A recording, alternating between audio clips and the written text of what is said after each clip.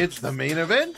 I'm your humble host, Stephen McCollum, and you know him as 17-year NFL veteran, three-time Super Bowl champion for your Dallas Cowboys. And folks, he's been watching rainy, foggy Shinnecock all morning long at the U.S. Open. Dale Hellestrae, everybody. Good morning, Stephen. I'm glad that you have that high-paid employee here that got my screen going and just turned it off. So I'm not sure exactly what your son is doing. You can't find good help. No, it's kind of hard sometimes. He's probably back in the room just chilling. Yeah, it's probably just going on the deal, shopping on Well, the deal. yeah, you got to get his, a UTI or Wow. UTA? You got to watch the GTA unveil on YouTube. GTA. Grand Theft Auto, Dale. How do you not know about this? Oh, my goodness. Came out today? No. This is the worst part. I What? cannot stand Grand Theft Auto games. Stupidest games on the planet. I hate everything about them. Really? And all that. No, Dale, it doesn't come out until like October. They just came out with a preview of it. So everybody's losing their mind right now. Everybody's running around with their minds all knocked. Oh! What week in October is Minnesota going to lose? What? Grand Theft Auto, isn't that Kyler Murray's game of choice? Oh, no, that's Call of Duty. Oh, Call of Duty. Yeah, wrong game. That's what I was like, what? Oh, okay. Makes some sense there. Okay. Makes some sense there. No, that's Call of Duty. That also comes out in October, November. Okay. Yeah, we lost our minds about that a couple weeks ago. You did? Not me, but he did. Are you a Call of Duty guy? Oh yeah, I play Call of Duty all the time. But you don't like Grand Theft Auto? I can't stand Grand Theft Auto. Can't stand it. Going all the way back to GTA 4 or whatever it was, just stupid. Really? Yeah. So Dale, don't worry about it. You don't have to look at yourself on your monitor. There's nothing for you to see. I'm the eye candy of the show. Obviously, he hit something, so some cord came loose over there. We don't need to see. You got the big screen up there you can look at. Yeah, but me looking over here kind of looks awkward, doesn't it? Well, more awkward than you already are. Wow. Steven, how was your day yesterday? It was good. We haven't had any Steven life updates. Keeping to myself, Dale. Keeping to myself. Really? Yeah, nope. You went home yesterday. I wasn't feeling well yesterday again. Every once in a while, like a kidney stone issue, I just had a sharp pain in my stomach yesterday. It just kept getting worse. I got a headache as the day went on. So we just took off yesterday, went home, and took a little nap. Woke up feeling worse. Took some ibuprofen. My daughter has an appointment on Wednesday nights. We went to that. Got done. All right, whatever. Went to bed. Feel fine today. I don't understand it. I don't get what's happening. Well, it's a good thing that you have a little free time where you can take a nap. Yeah, right? I have stuff I got to get done. Didn't get done. Did you get the schedule done yet, Steve? No, that's one thing I got to get done. Well, no, because I was working on the pit stop. So pit stop's coming out today. I was waiting an extra day for the pit stop because Naval Base track this weekend. They're on the Naval Base at Coronado this weekend. Wow, okay. And you don't know anything about the track. We know it's a long track. We know the route of it and stuff like that. But because it's a naval base, you can't just show up and walk it and get on it and stuff like that. They have these restrictions and everything. Oh. So today, supposedly some of the reporters are going to get on it and look at, where it goes throughout the base and stuff. But I don't know. We'll see. So I'm just waiting, trying to get as much info about it as I can for the show. But that'll be out later today as well. And things. Dale, how was your yesterday? Mine was boring. That was really yours. Didn't do a whole heck of a lot. I kind of started a snafu. No, I started a hullabaloo with the golf group over at Moon Valley. Oh, because you did? I did because somebody or somebodies unilaterally changed tee times for the summer. Yeah, they moved it. Yeah. And I just asked, and a very 95% of the people were like, it was very well written. It was. Oh, you emailed it. Yeah, because when they send out the tee times, they have this little thing where you can send a message. I need to be in the first group, last group, exactly. Whatever. And so I just said, I'm just curious, was this a group decision? And if so, that's fine. I'm just trying to figure this thing out. Dale has insulted the person that unanimously moved the tee times. And everybody comes to find out that there was one guy who did it. Yeah, one guy decided to do it. And That's usually the case. It's either that or the course was like, here's when you guys can go out. Yeah, and then especially the summertime, Yeah. tee times are not as much in demand and all that. And That's why I'd be shocked if it was the course. And this one guy decided, hey, it'd be better to go out earlier, but probably half, 3/4 of the guys go, no, it's going to be hot whenever you golf. Yeah, it doesn't matter. And so they made the decision that we'll go back to regular tee times on Wednesday. Ooh. And they'll still do the early tee times on Friday. Well, At least they changed the way you talk. All it takes is one man to stand up against the tyranny of the golf course men's club leaders. Stand up for yourself. The hero we all need, Dale Hellestrae. Thank you. And then it brought back memories. Well, is that going to work with us taking Fridays? Yeah, because you can tee off early then. I can on Friday if we want to, and if it's still too early Wednesday, I'll just bypass that. But anyway, we'll figure that out. At least it's being talked about now. Well, yeah. And that's the thing. A lot of people feel the way you felt, obviously. Nobody wanted to speak up. Yes. I'm going to laugh when they don't renew your membership. Do like the Masters. Also, I'm not getting the emails. You just don't get an invite. I'm not getting an email on Sunday. Yeah. You're no longer invited. You guys, how often do you vote the men's club president and stuff in? Yeah, see, we don't have a president. That's the thing. Oh, so one normal dude? Yeah, just decided to do it? Yeah. He thought everybody would like that. What you do is you ask. Yes. Yes, ask. And it's not a contentious conversation. It's just, hey, what do you guys think about going early?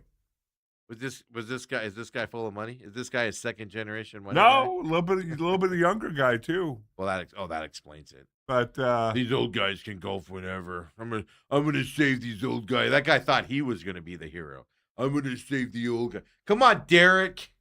I'm just kidding. Hopefully that's not his name because I just threw a name out. Wouldn't that be funny if that's his name?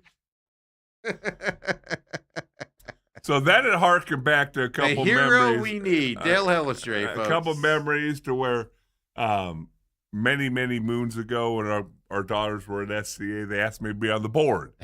And evidently being on the SCA board, if you have a kid at SCA, is a pretty cool thing.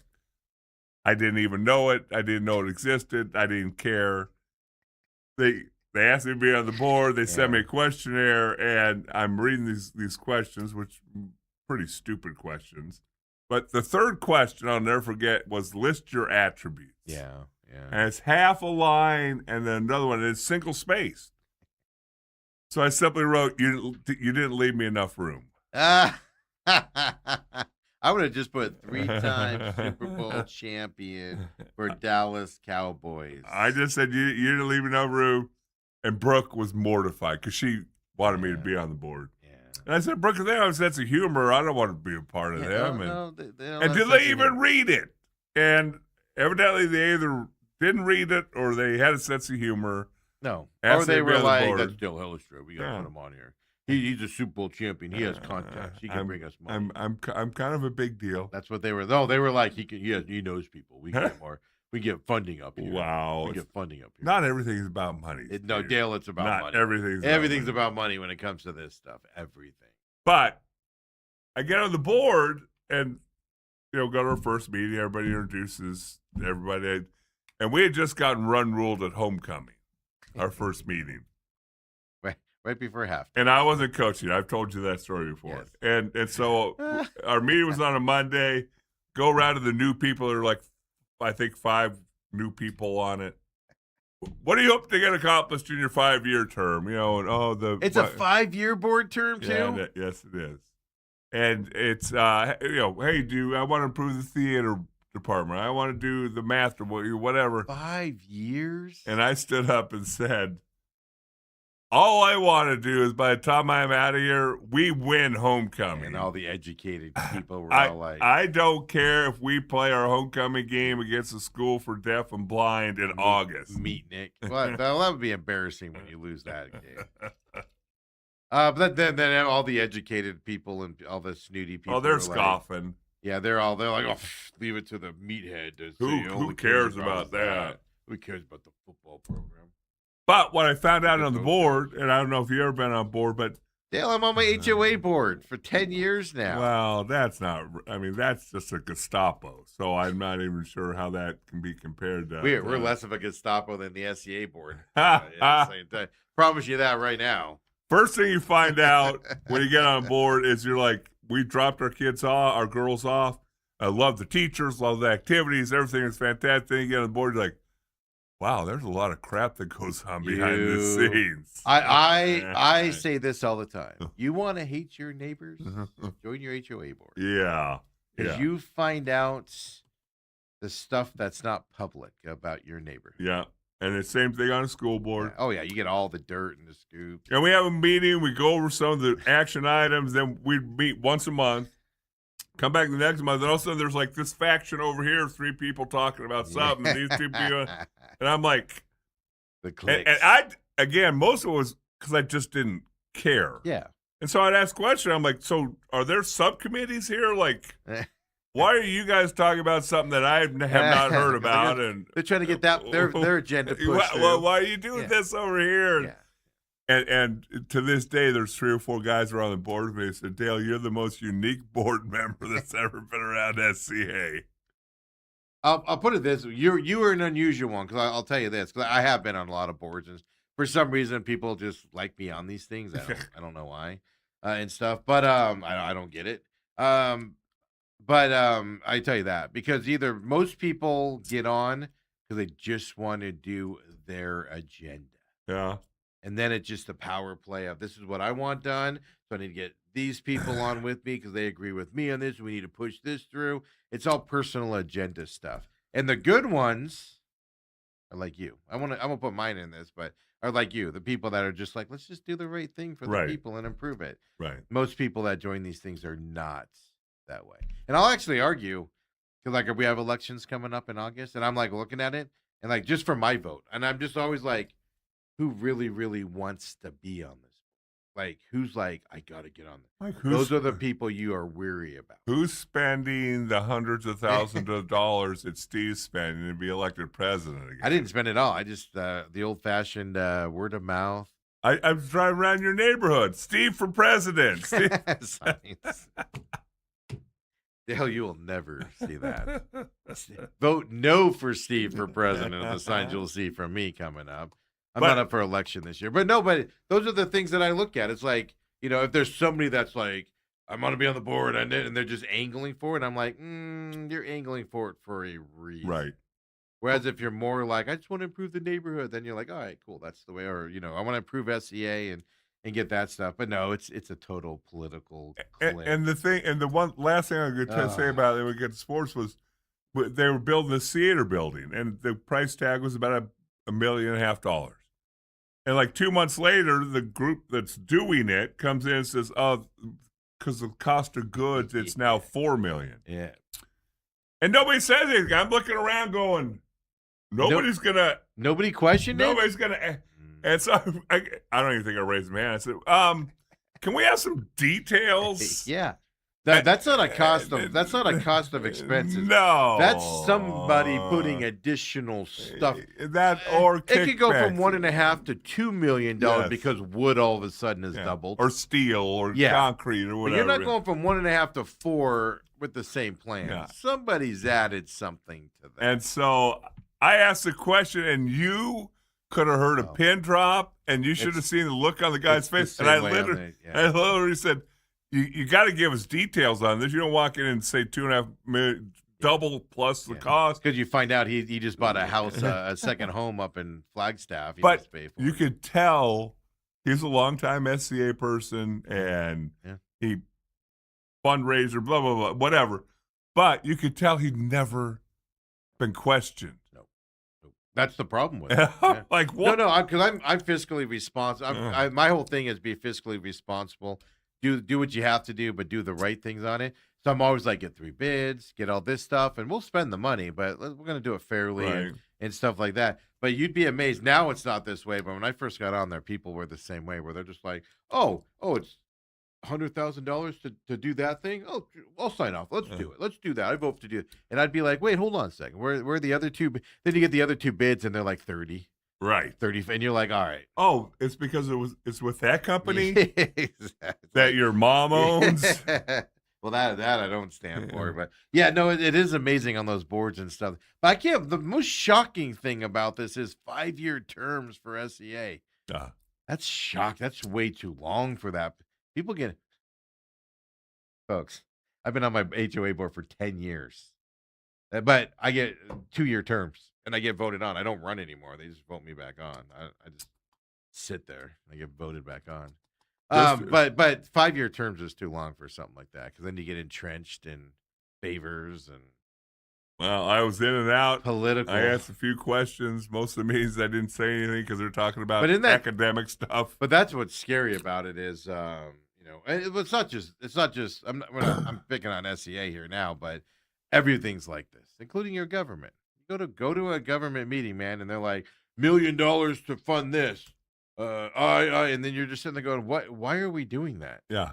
They're like, "Why not?" Well, what's exactly in that They don't- package? They don't want to tell you. But anyway, it was kind of funny because that's what I kind of felt like. And Yesterday with the deal. And again, I had no bad intentions. Just like when I asked questions of the SCA thing, I was just dumb enough to ask a question. No, you were doing the right thing. Yeah. You were doing what you're supposed to do. And if you want to be mad at me, be mad at me. And That makes me upset. I'm going to go join Moon Valley Country Club because, Dale, I am going to, the guy that unilaterally changed it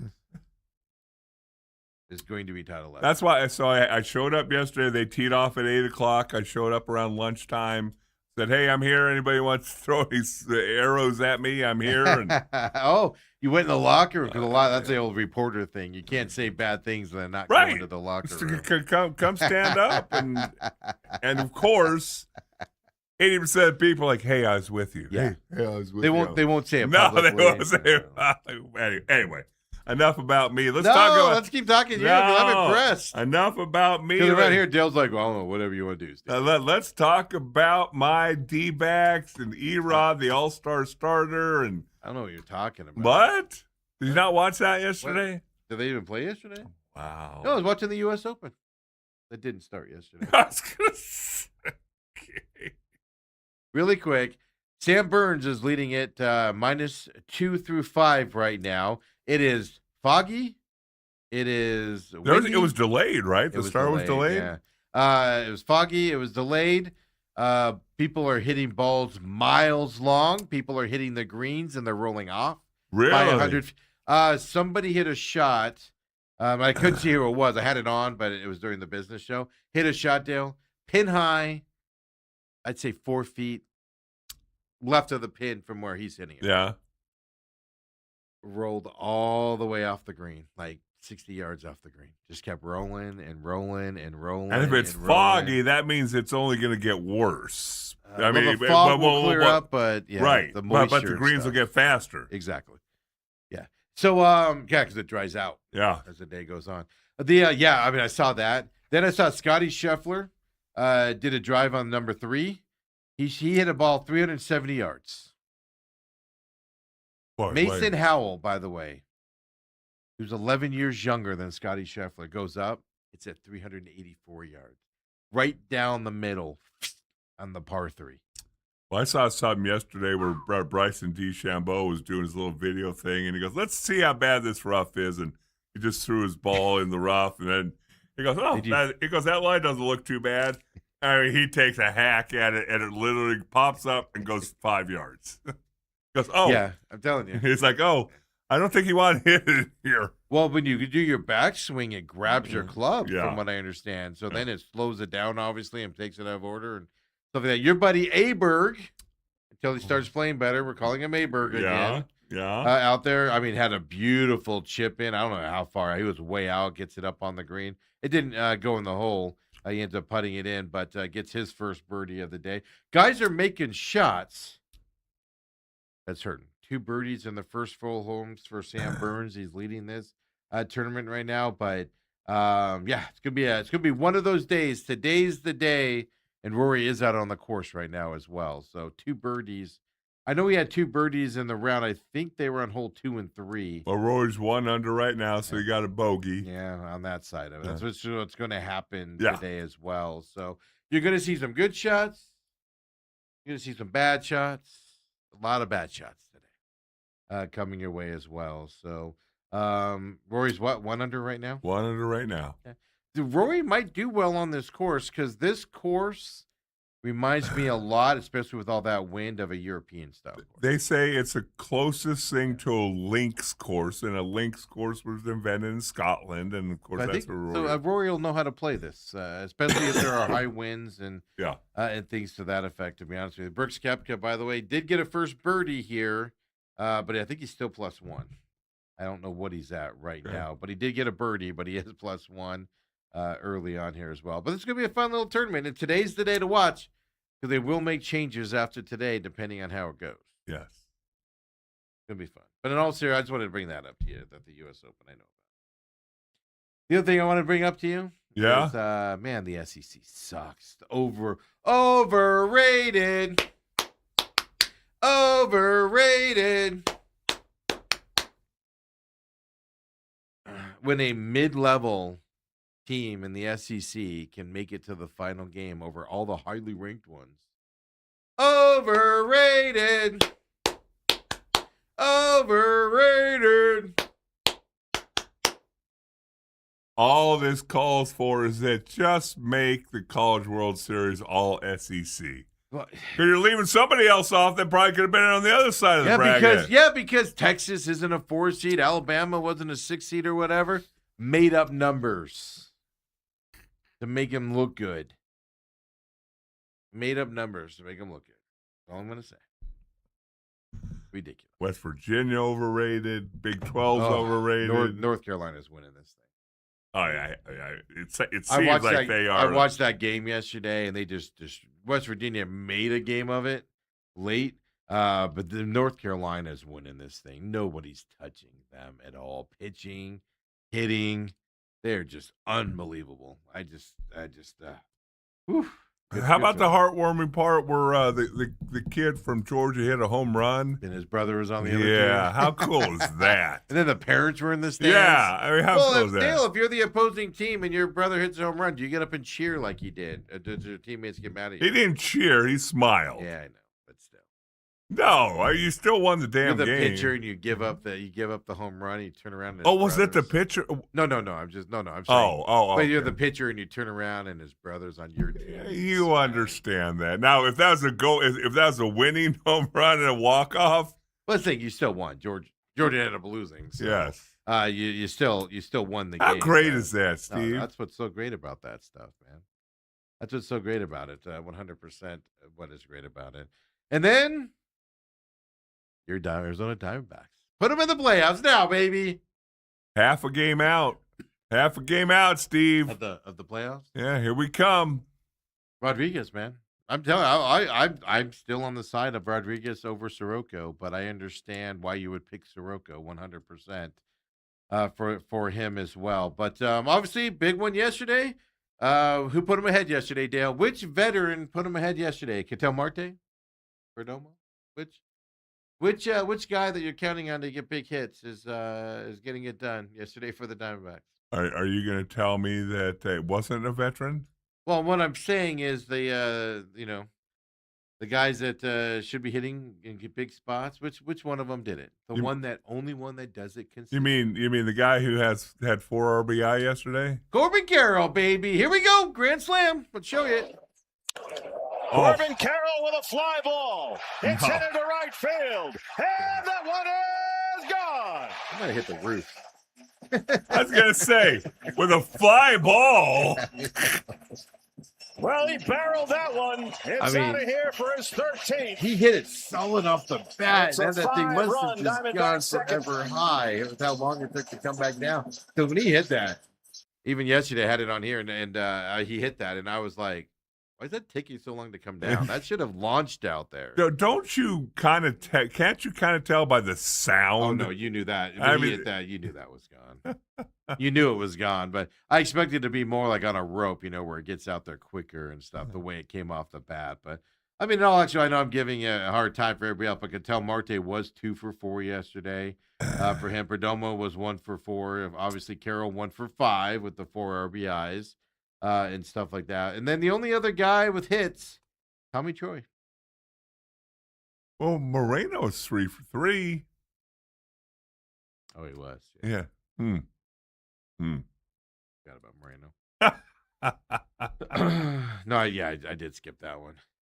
But the young guys, well, Lawler was also 2 for 4. In all seriousness, Lawler was 2 for 4. I was just trying to do the narrative that the Diamondbacks, all that though, Dale, like in all seriousness, 8-1 victory. Corbin Carroll, obviously 4 of those runs. They were winning this game without the grand slam. That was just what put them ahead. It was a 1-1 ball game at that time, or was it a 1-0 ball game? No, it was 1-1, and then Corbin hit the grand slam and stuff. All of that being said, how many hits they have yesterday? 11 hits yesterday.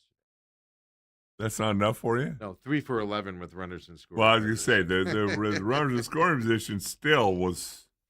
Yeah. So, I mean, it's all good, but that big hits in big situations with runners in scoring position, it doesn't go away because you have a successful hitting day overall. And it's an interesting stat to follow. It really is. Well, you got that. You got Erod with a 2.45 ERA. He has 100 wins on his career now, folks. Congratulations, Erod. And you know what's so fascinating about that? I was thinking about it. 7 innings, by the way. We've talked obviously a lot about him, but that World Baseball Classic. Yeah, they should have it every year before the season. Because that's when you first took notice. Like, this is a different. He looked different during that. He was in shape. Yes, like it was. He wasn't the tubby pitcher he's been the last couple. It wasn't going to take 6 weeks to amp up. Which says something about the Diamondbacks.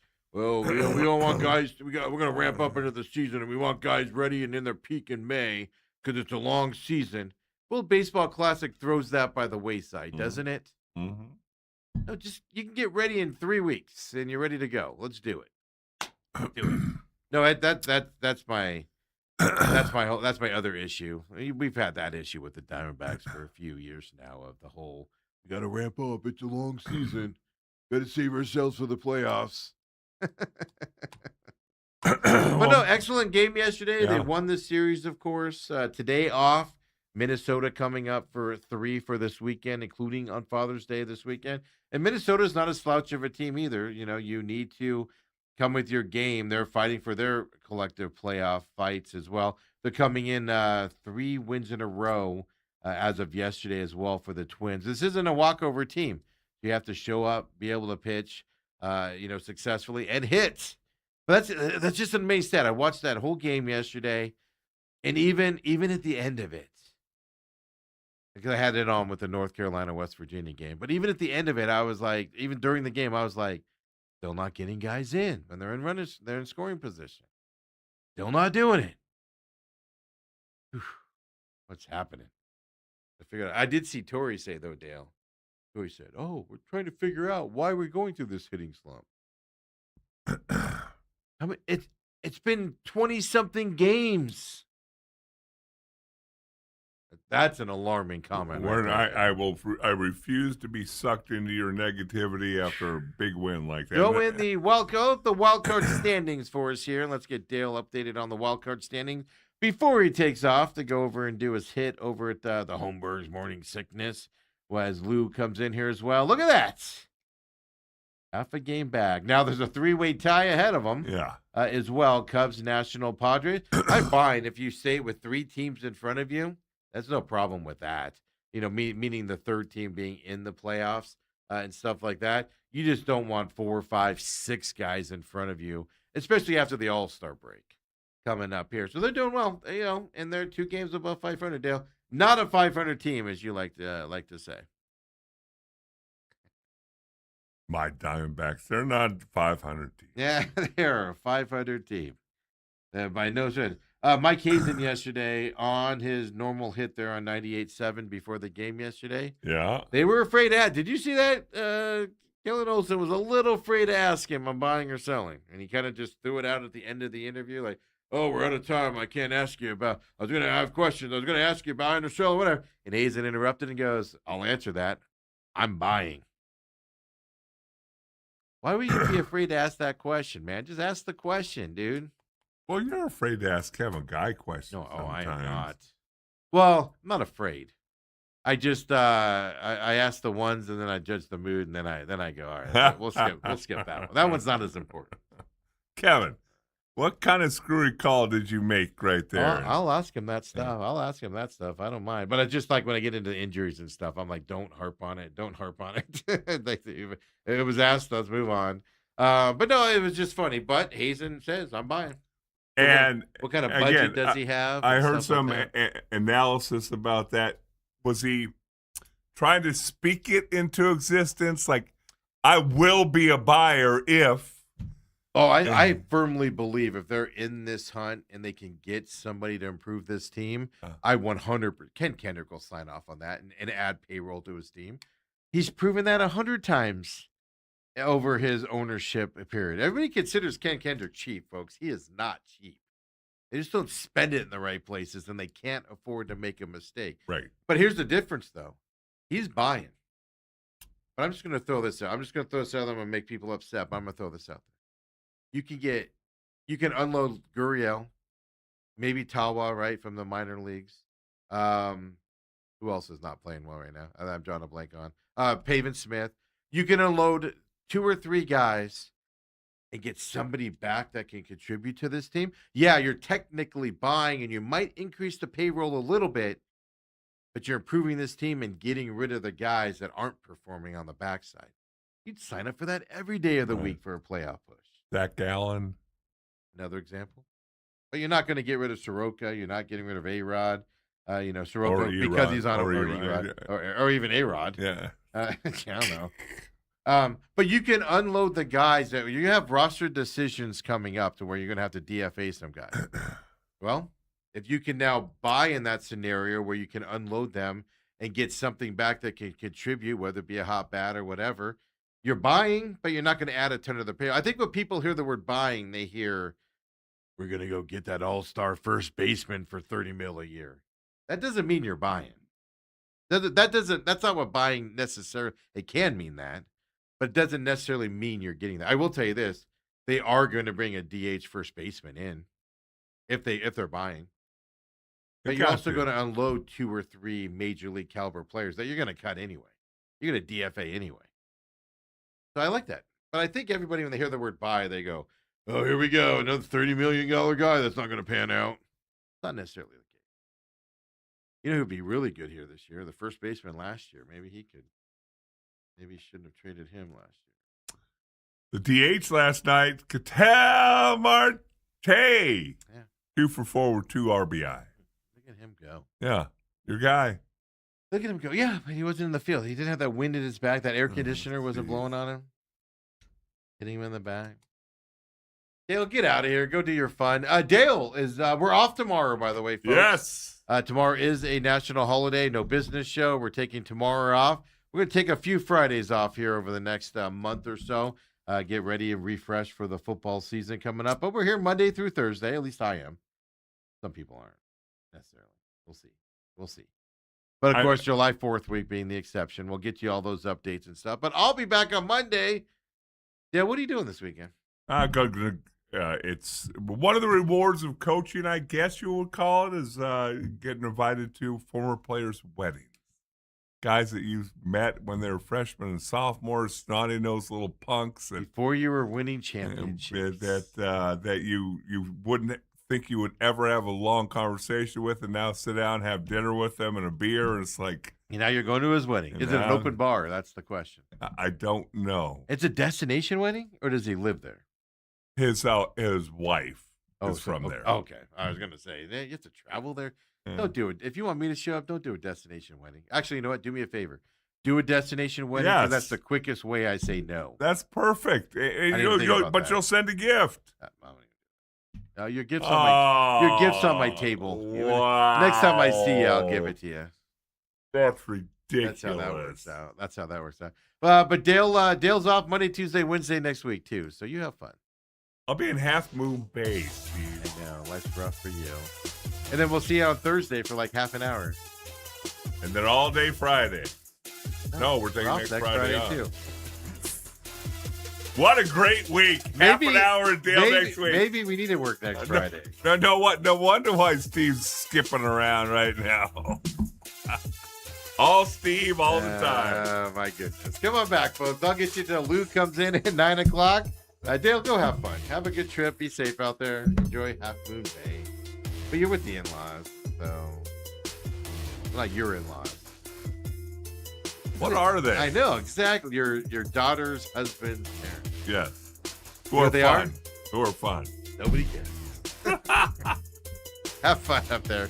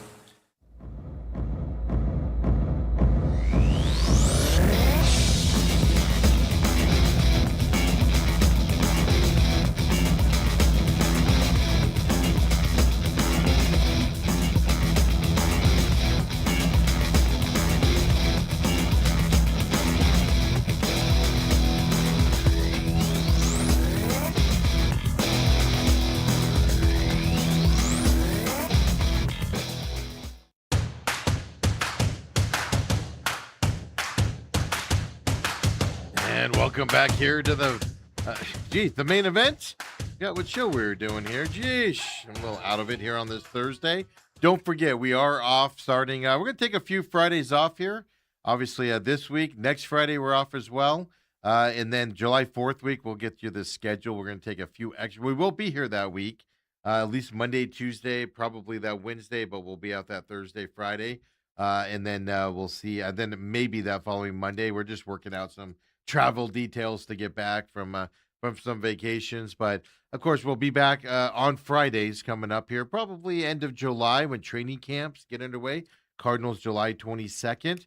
Just refresh. We're going to be working on. We'll still be working behind the scenes. We'll be working on some design stuff, some studio stuff, etc.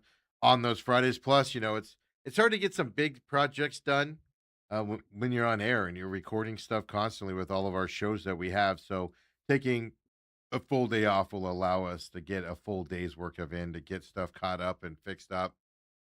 While it's slow out there in the sports world as well coming up here. So Sam Burns right now is -2, along with Auberg, of course, -2. I know I joke around and say we're going to call him Aberg until he starts playing better out there. But he's -2 as well. Rory is still -1, along with Brooks Koepka here this morning. The weather is an interesting thing as you're got it on my screen here as well for him. Now, other news and notes as we're getting Lou in here at the top of the hour. NBA news, the Wizards. Of course, Trae Young traded from Atlanta in the NBA over to the Wizards in Washington. He is going to opt out of his option, which was a $48+ million option. Now the rumors are that he is going to re-sign with the Wizards, but obviously a contract extension at that point. So you expect the money up there, but he is declining that option there to stay in Washington.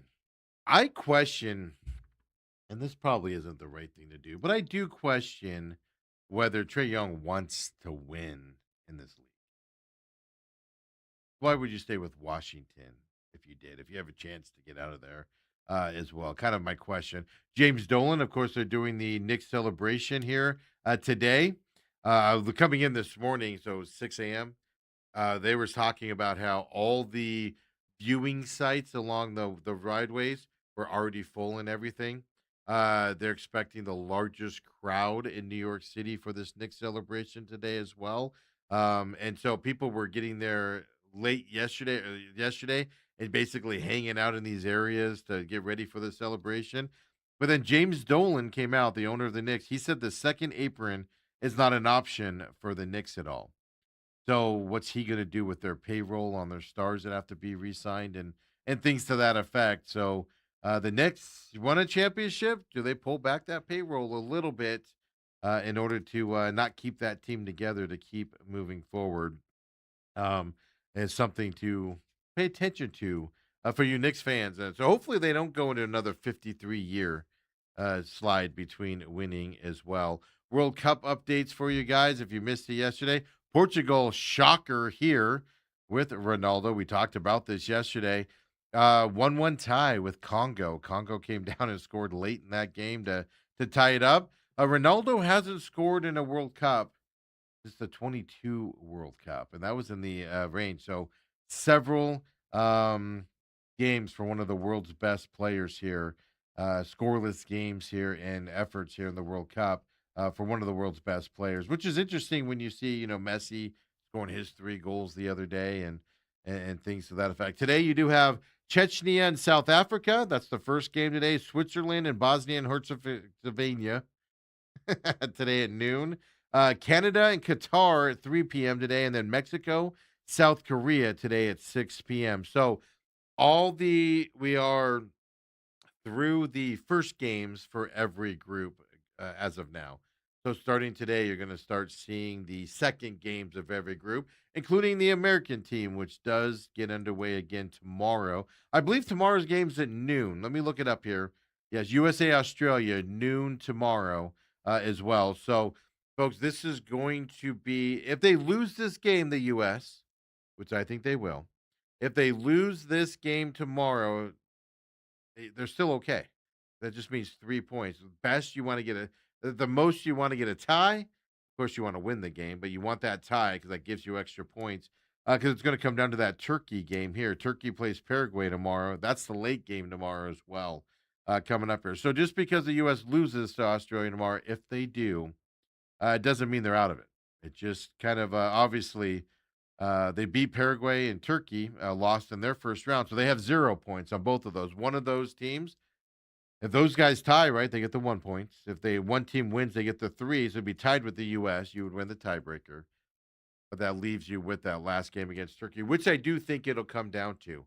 I do think the U.S. and Turkey will come down to U.S. will either have to win that game or tie it in order to advance into the elimination round coming up here. So this is a big game tomorrow. You win tomorrow, you're all but assured to move on to the next round at noon tomorrow. Tomorrow you do have Brazil and Haiti as well. And Scotland and Morocco, that's going to be a fantastic game at 3 p.m. tomorrow as well on Friday. But today, like I said, yesterday I told you England looked good. England, Croatia, 4-2 win by England. They did look good. Colombia looked good against Uzbekistan.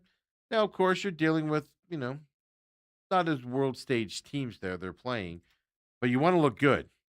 Not like Portugal, who tied Congo yesterday. You want to look good in these games where you're playing inferior opponents, like the U.S. did against Paraguay in their first game as well. What you're looking at. So there you go, your World Cup update. Also, we'll get into this with Lou some more, but really impressed.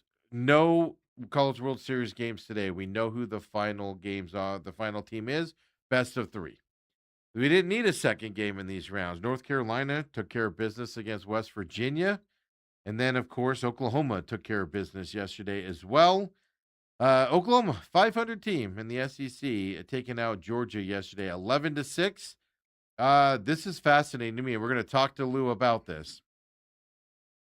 Both of these teams can score in bunches. Are we going to see a high-scoring affair, or and they also have good pitching? Are we going to see a really high-scoring affair, or are we going to see a pitching battle? This is going to be fascinating to see. I think this is an evenly matched final here coming up. First game is on the 20th, so that would be Saturday. Would be the first game, 8 p.m. Eastern. And then, of course, Sunday would be game 2 at 2:30. Minus 190 is what North Carolina is right now. I think I said it before the World Series started. North Carolina's probably winning this thing, them or West Virginia, but 190 favorites. We'll get some more info from Lou on that, of course, here when he comes in as well here coming up, as we're just getting you around the news and the notes here around the sports world coming up as well. So interesting enough, I think, and I'll have to ask Lou that. I know it's North Carolina's first time in the College World Series final. I'm sure Oklahoma's been there before, right? Twice.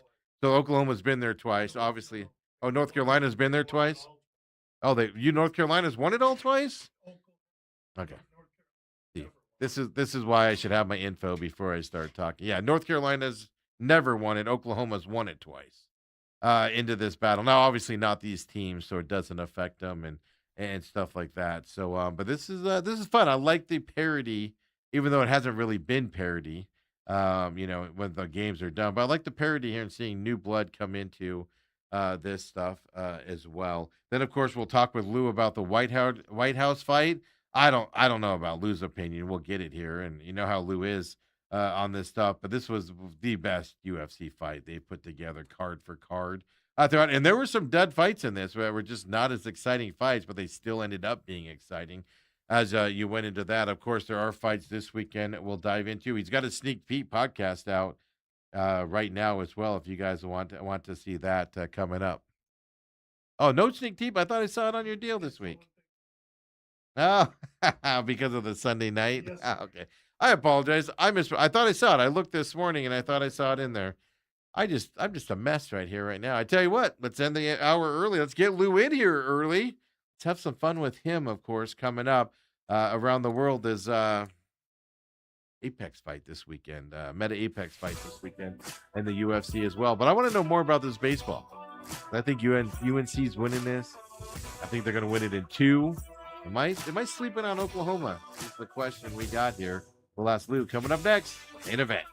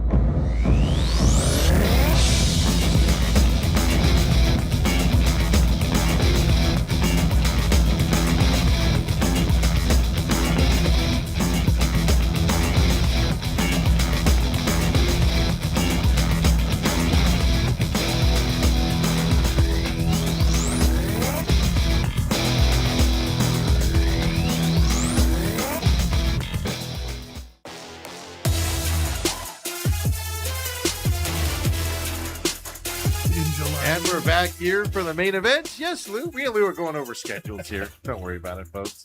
And everything. Because we were just talking because UFC's off July 4th week. We're going to be off that Thursday and Friday of July 4th week, definitely for travel. So it's like, hey, Lou, you're off that week as well because there's no UFC that weekend.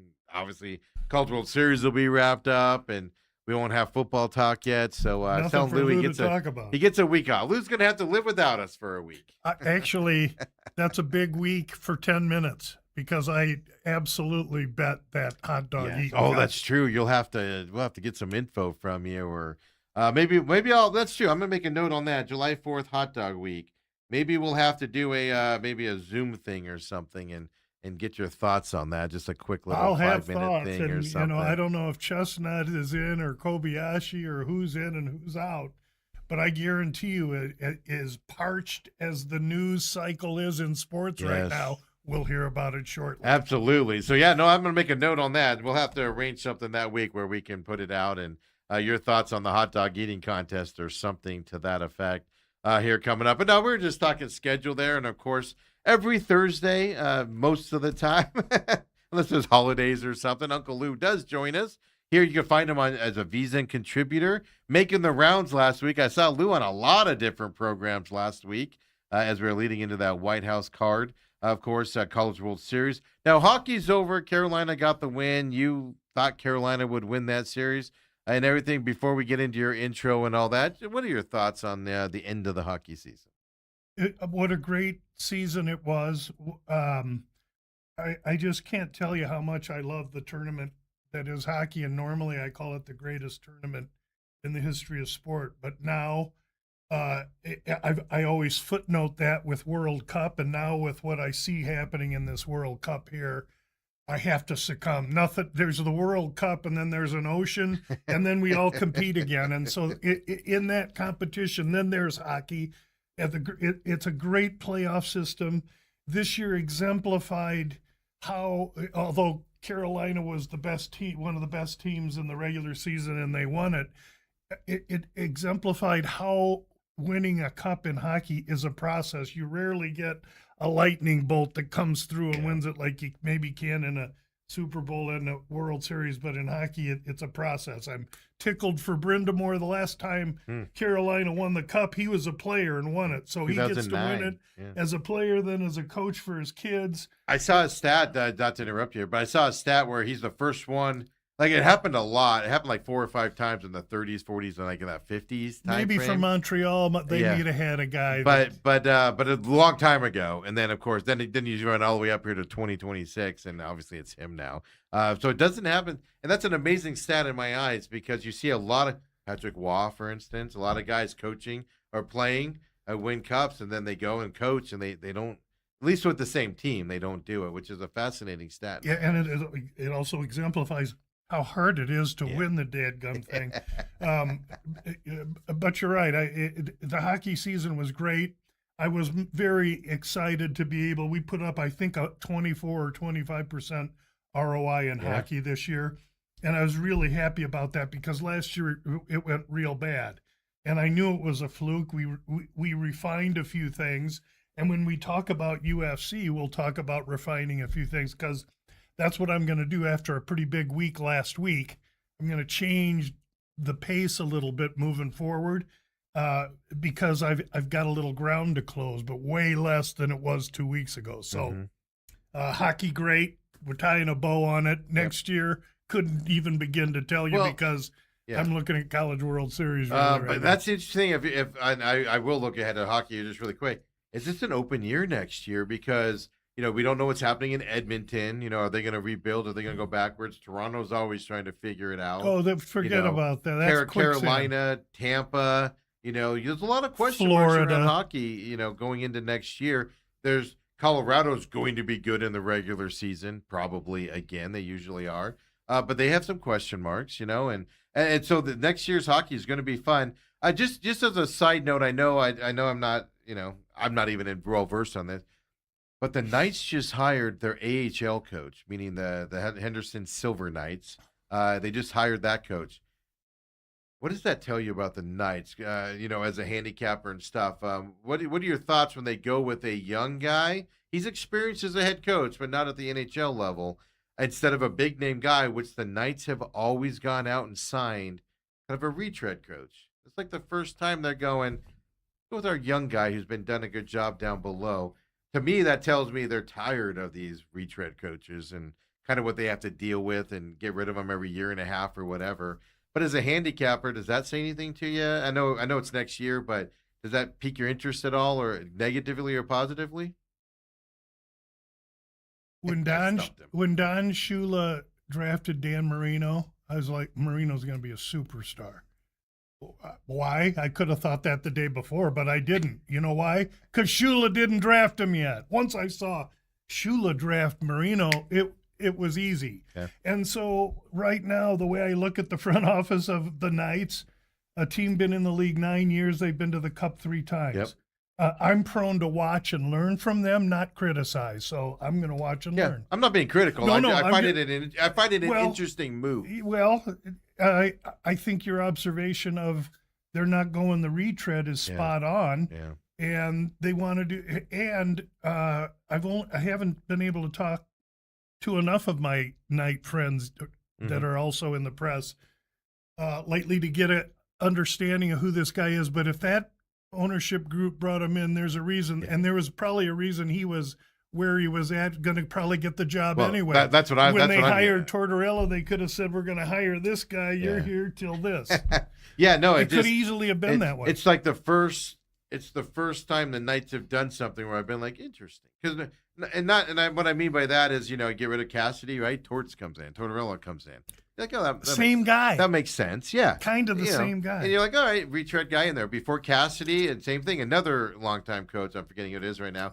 And he's there for whatever 2 years, gets Gallant. blown out and stuff to that. That's been the MO. And now they go, let's get our young guy who's doing really well coaching the AHL. Let's get him up here into a veteran team, no less. And it's an interesting move. And I tend to agree with you. Any other organization doing it, you kind of question it a little.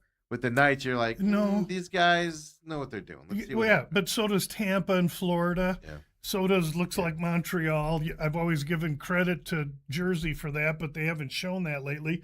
The Rangers, there's some smart, salty front offices. I mean, if you look at LA and Anaheim right now, next year, those are going to be two big, strong, heavy, powerful teams. You have the right owner. You have the right owner, and you have the right ownership and the right GM that the ownership allows to do. You can turn things around quickly. It might not turn around quickly, but you can go in the right direction quickly. Like you said with the Kings, they can obviously improve, but they've turned around a lot over the last couple of years, and they even fired their coach this year, to try to make some more improvements and stuff. You're seeing more of those moves. So I don't know, it's just an interesting move there by the Knights. But there's a lot of question marks going into next year.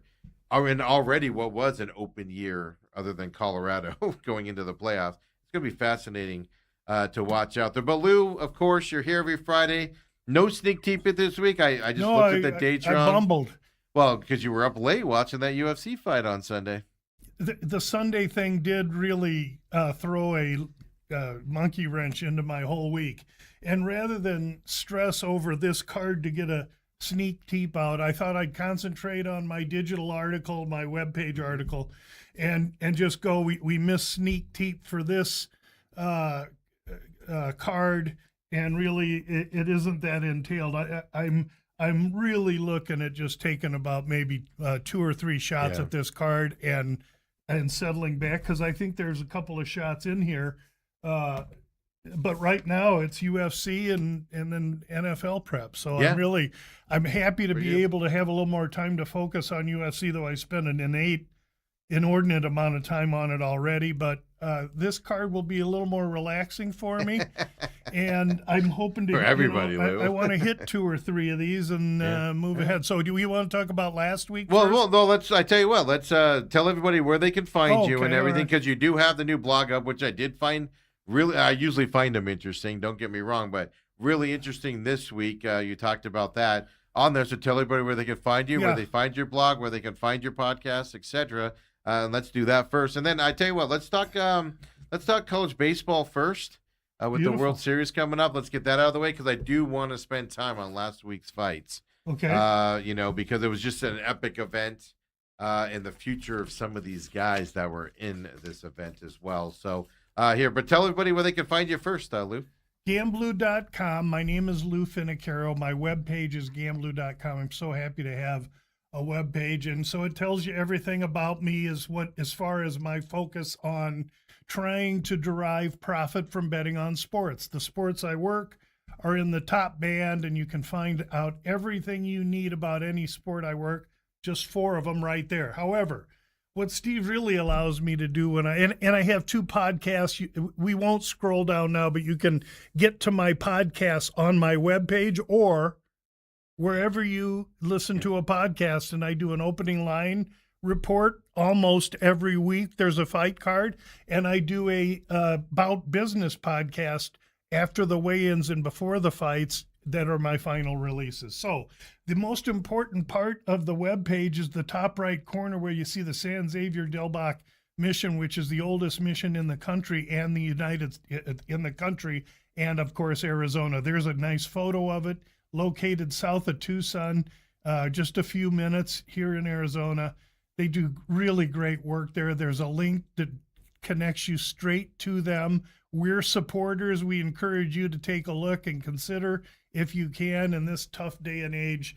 They're doing great work and can really benefit from any consideration. So Steve lets me mention that every week. Thank you. Absolutely. Especially like if that's not the charity you want to support and you're able to find one to help people out in this with what we are, the world is like here these days as well, especially this summer with kids out of school and everything, extra stress on families with everything happening out there as well. And of course, Gamblu at Gamblu as well on X. You want to follow him on there as he puts stuff out during events and everything that you can capitalize on and take advantage of, or just look smart at the party. Well, some stuff you want to know and some stuff you may not want to know. Yeah, it's just you see something from Lou while you're sitting there and you just go, hey guys, here's something to think about on this next fight or whatever. And then you look like a genius. What's up, Lou? Well, I was just going to say, following up on the hot dog contest. Oh, yes. Do they have lines up? It's on the 4th this year. Okay. Usually it takes place at like 9 or 10 a.m. Eastern, because they want it cool before it gets too hot and humid and the buns absorb all the moisture. I'm telling you, it's goofy. But it's in the morning because when I watch, it's like 8 or 9. And I'm telling you, I sit there, I arrange the whole morning. I sit there and in 10 minutes it's over and I'm like, now what am I going to do? I hate fireworks. My dogs hate them and everything. So it's a 10-minute competition. Last year, the champion, he won it. What's his name? Won it. Consumed 70 and a half. Yeah. How to watch? It's on ESPN or the ESPN app, and then there's ways to compete. So there's July 4th. So July 4th morning for me, that's some sacred stuff. I want. Yeah, we're gonna have to. You and I are gonna have to conspire and see how we can do like a little blip on recording from you. Just giving us hints to look at this and stuff coming up on the 4th. I'll tell you what I do right now. I mean, you're going to have like Chestnut and these other guys, or you're going to, get who will win without Chestnut. So, so the field, and you have over/under dogs per each person, Yeah. So you can do, you can do some researching and everything.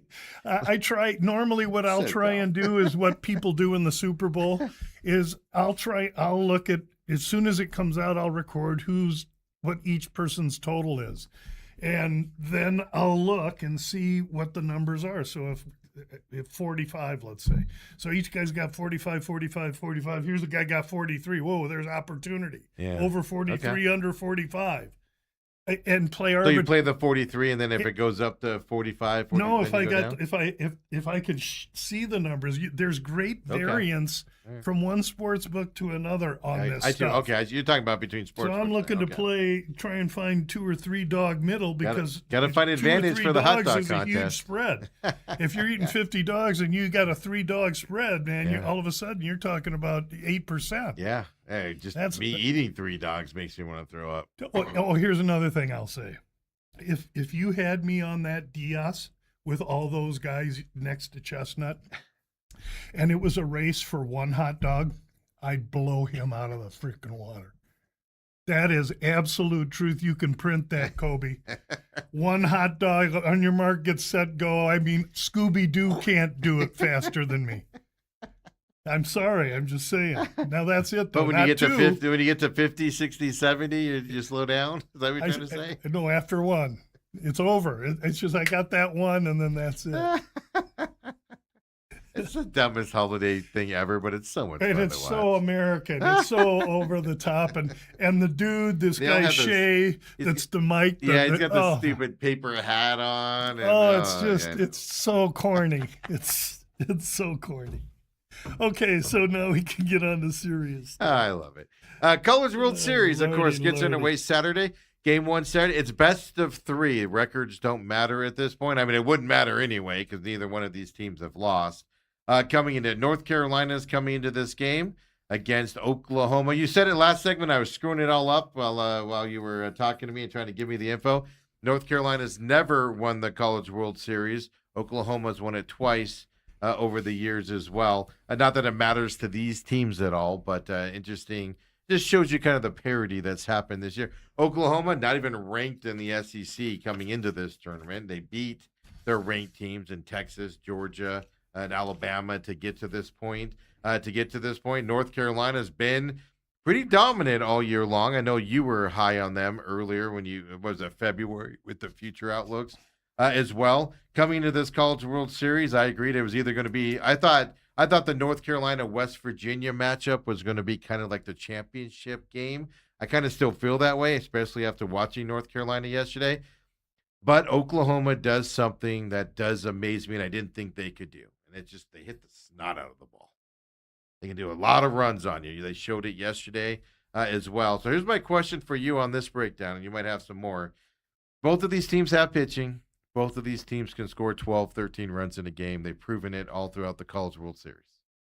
Is this going to be one of those? Are we looking at 2 or 3 games of 13, 14, 13 type scores, or are we looking like a 4-3 come from behind victory at the end, or something to that effect? Pitching or hitting, and I know weather can come into this, pitching or hitting outlook from these two teams in the final 3 is kind of my question to look forward to here coming up, Lou. But give us your thoughts. My thoughts are that each College World Series tournament, not the regionals or the supers, the tournament, there is such a wind factor that by this point each year I'm bathing in profit and expounding on my greatness. This year there has been no wind factor blowing into the hitters. There's been light breezes blowing from like over towards right field, so the left-handed pull hitter would have an easy time getting one out. Or if you're going the opposite way, the wind's been kind of helping all week long. A couple of days there was heavy wind, but it was at the batters' backs, and so right now we're used to seeing these numbers be really kind of high based on that.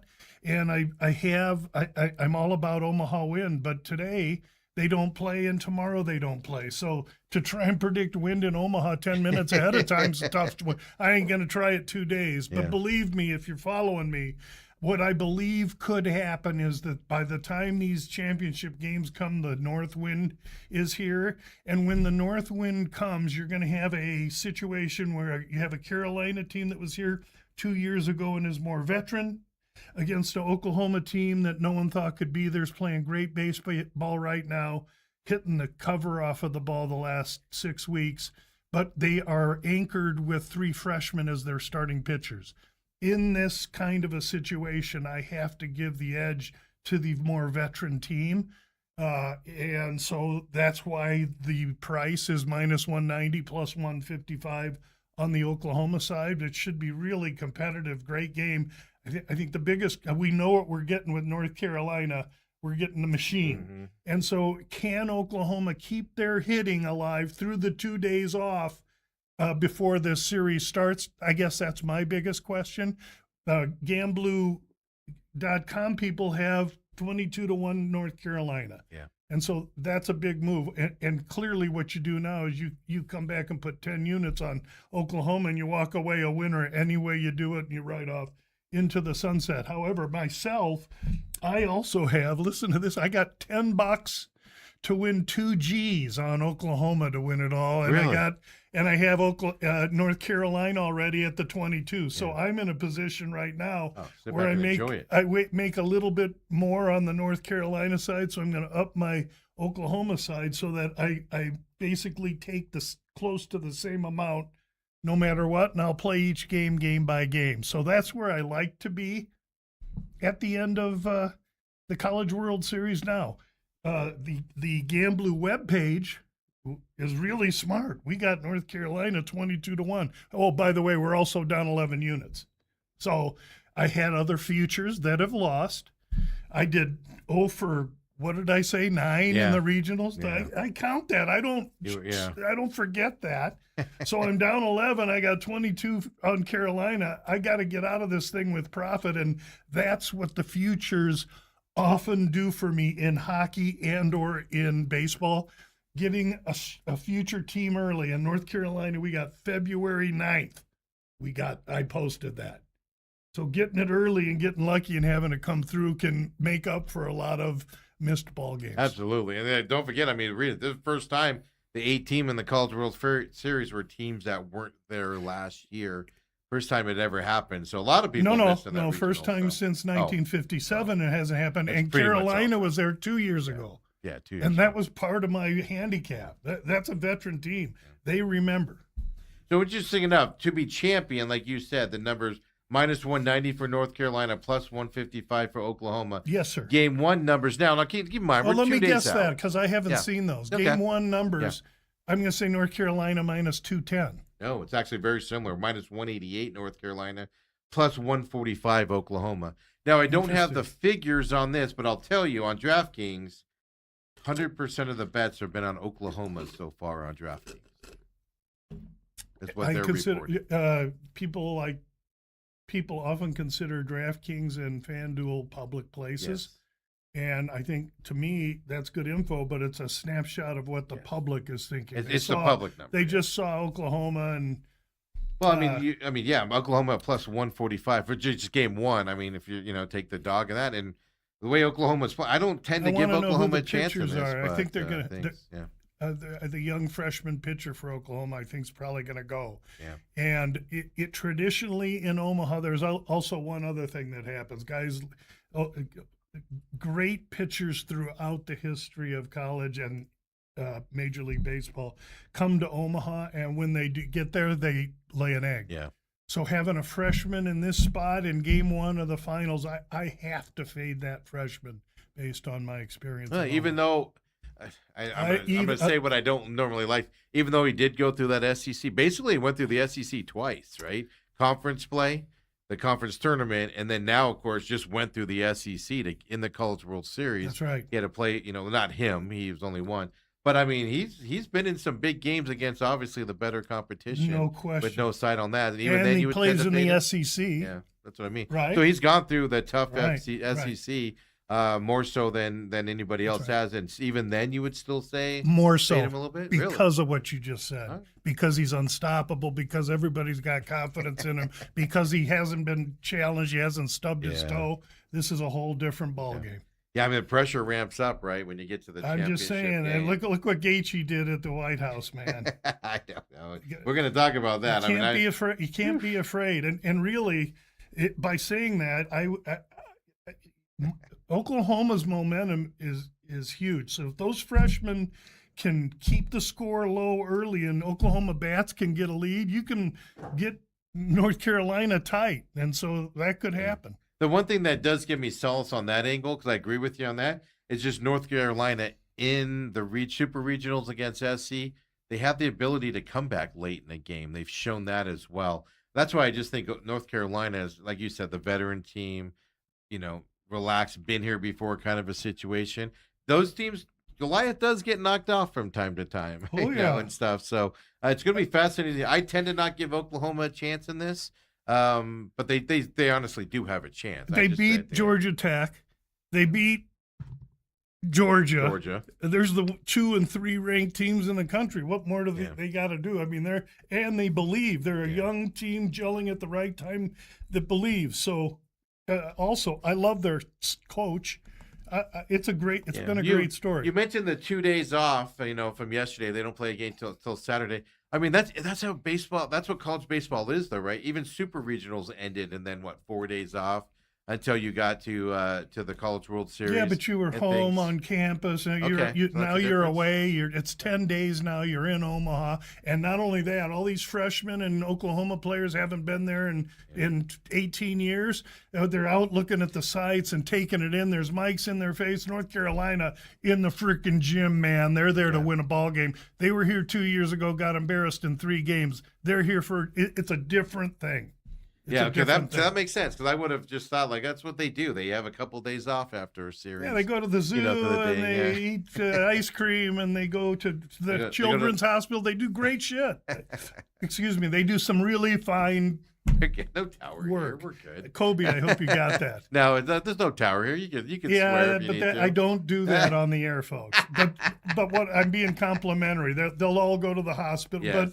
But I think that the more mature North Carolina team that was there and lost it had to go in 3 games 2 years ago. I think that's really going to be the difference in the series. Yeah, I'm looking forward to it. Like I said, this was some of the games were duds. Like even yesterday, both games were kind of duds overall and stuff like that. But it's just, even though they've been duds, you're seeing some great baseball being played by a couple of these teams. And this has been kind of like the hockey, just kind of like the hockey playoffs. It's just, you just sit back, enjoy the fun, enjoy what's happening out there, and whatever happens, happens. So here's the approach. The approach is that come Saturday, at 6 in the morning, I'm going to get up and look at Omaha Wind for what time the game is. It's 5 p.m. It's a night game. I have a windometer at the airport. Okay, and the airport's just a mile away, 2 miles north of the stadium. So I know where the wind is and what direction, and it'll be based on that. My aspirations are that these games are going to be priced like they've been on the totals at 13 and a half. And if I can get that wind in, I'm gonna make aggressive positions on unders. But the wind has to be right. And if it's an 11 and a half, then I actually have to work. I want an easy number, not a correct one. Yeah. So we'll see. But that's my approach. My approach is I'm hoping for wind in the teeth for the finals because the market isn't prepared for that. Everybody's hypnotized and thinking that the wind's a non-factor now. Well, it's going to be a factor if I can just get it to blow the right way. What does it say about it being now it's 8 p.m. Eastern, 5 p.m. our time, game 1 on Saturday. So that's 7 in Central Time. That's okay. 7 Central, yep. So it's night game, obviously. The weather's different at night when the sun goes down compared during the day. But then game 2 is a middle of the day game, 2:30 Eastern, so 1:30 Central Time there as well. For that, completely different playing conditions there going into that. Does that favor one of these teams? No, because Oklahoma and North Carolina, it's going to be really hot and humid on that Sunday, the second day, and it's going to be sticky. And if you're sitting in the third base seats, man, you're going to be uncomfortable. But the players in both of those teams that are used to humid weather, I see no real issue. But you got to figure the thunderstorm threat, and this is tornado alley and tornado season in Omaha, and so you just got to watch. But to me, I'm Uncle Lou's a meteorologist. Come Saturday morning, I'm going right to Willie Weather, baby, and I'm going to check it out and see if I can't find a quick and early advantage there. Yeah, it's just interesting how they do a night game, early day game, basically, an afternoon game. And then if there is a game 3, basically an afternoon game, 4 p.m. our time, so 7 p.m. Eastern, 6 p.m. on that. So it's not, can't get consistent. Plus, I mean, think about it, from game 1 to game 2, I know they're college kids, but lack of rest between those two. Not for the pitchers, obviously. No, that's what these 2 days are. That's what these 2 days are. They're getting everybody charged. Not only that, Oklahoma and North Carolina both came from winners brackets. They've only played 3 games each. That's the thing. Yeah. They're all both 3-0. They're both fresh. They're both ready. They got no excuses. Yeah, it's going to be fun. It starts Saturday as well for that. Coming up, I'm looking forward to this weekend. I don't know. We'll see. Oklahoma surprises me at all going into this. I tend to favor North Carolina winning this, but there's so many factors. And like you said, the young kids with Oklahoma are impressive. Let's just go through the times, okay? So the time Saturday is 7 p.m. Central on ESPN. So it's 5 o'clock. And then the Sunday game is 11:30 Pacific time. It's 1:30 Central. So that's that's morning. That's going to be height of sun. Yeah, right overhead. And then keep in mind, it's not like they just walk out on the field at 2:30 or 1:30 their time to play. They're out there warming up. That's another in good the sun point already, too. And batting practice and stuff to that. So they've been there for how many hours now working out? The humidity, like you talked about, for that day game after a night game. Is that good? Like you said, Oklahoma, North Carolina, they're used to that weather, so I don't think it's going to do it. 20-year-old kids, man. They could play at 3 in the morning, and you could have fans on them, man. They're ready to go. That's why I wanted to ask you, like, if there's any chance that would have any influence on it. Weather's the same on both teams. The biggest difference is the maturity in the pitching staffs, in my opinion. All right, perfect. So that's College World Series this weekend. Let's take our break. We'll come back. We will look at, basically talk about the 7 matches from the White House card. There are some, not just the matches themselves, but the future of some of these guys after those fights. We'll talk about that. And of course, Meta Apex this weekend. A little bit, there are some name guys on this card that I recognize. So it's not an obscure Apex card. But an Apex card does mean there's people that I have no idea who they are. Lou will fill us in on that this weekend as well. So come on back. Main event with Uncle Lou.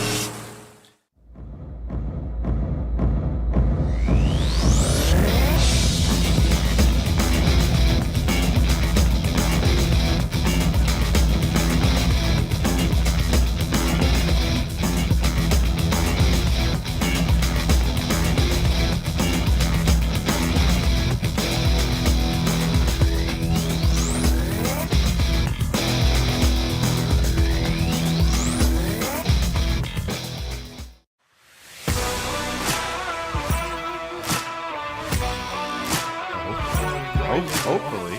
Right.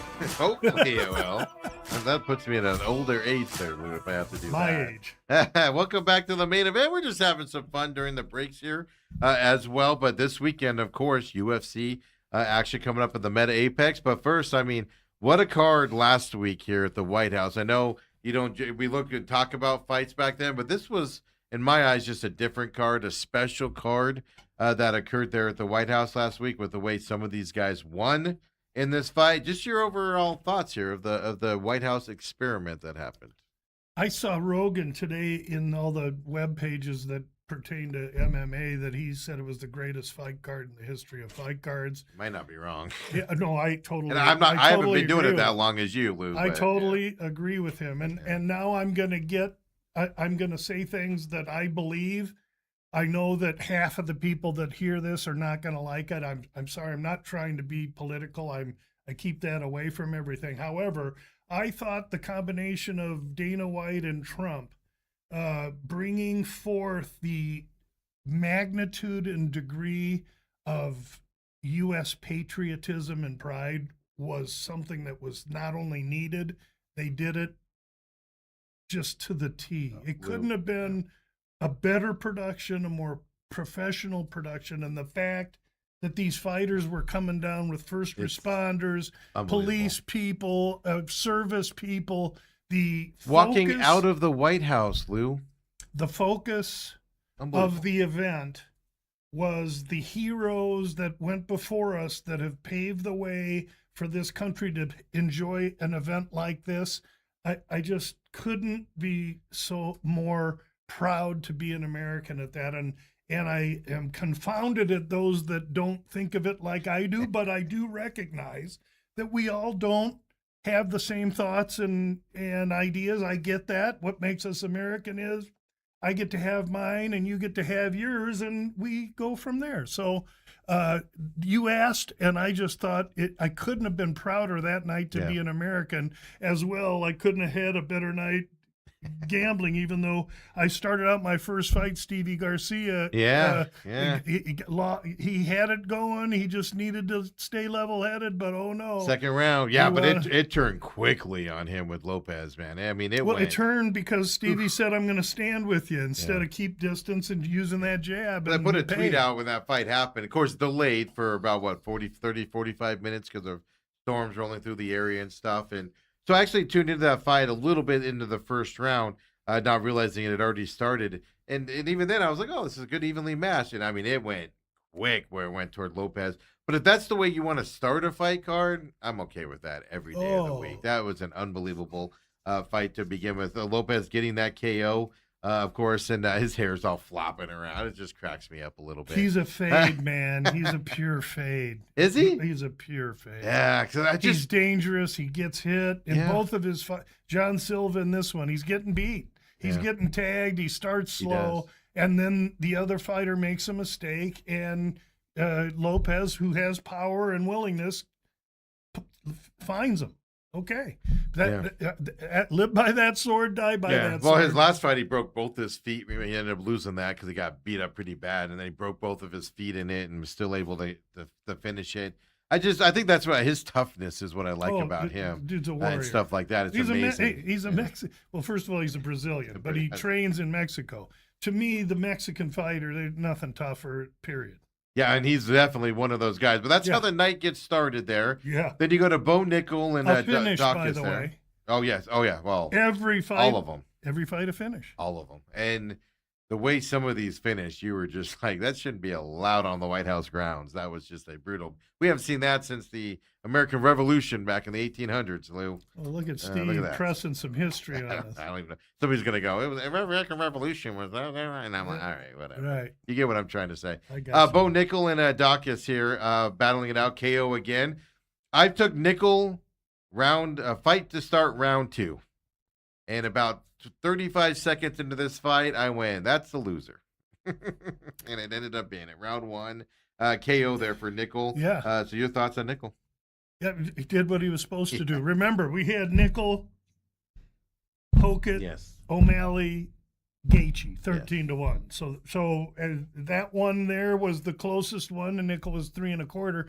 So that's the one that maybe gave people the most trepidation, but not really, because Daukaus isn't to Nickel's level. Nickel was there. He's a friend of he plays golf with President Trump. Come on.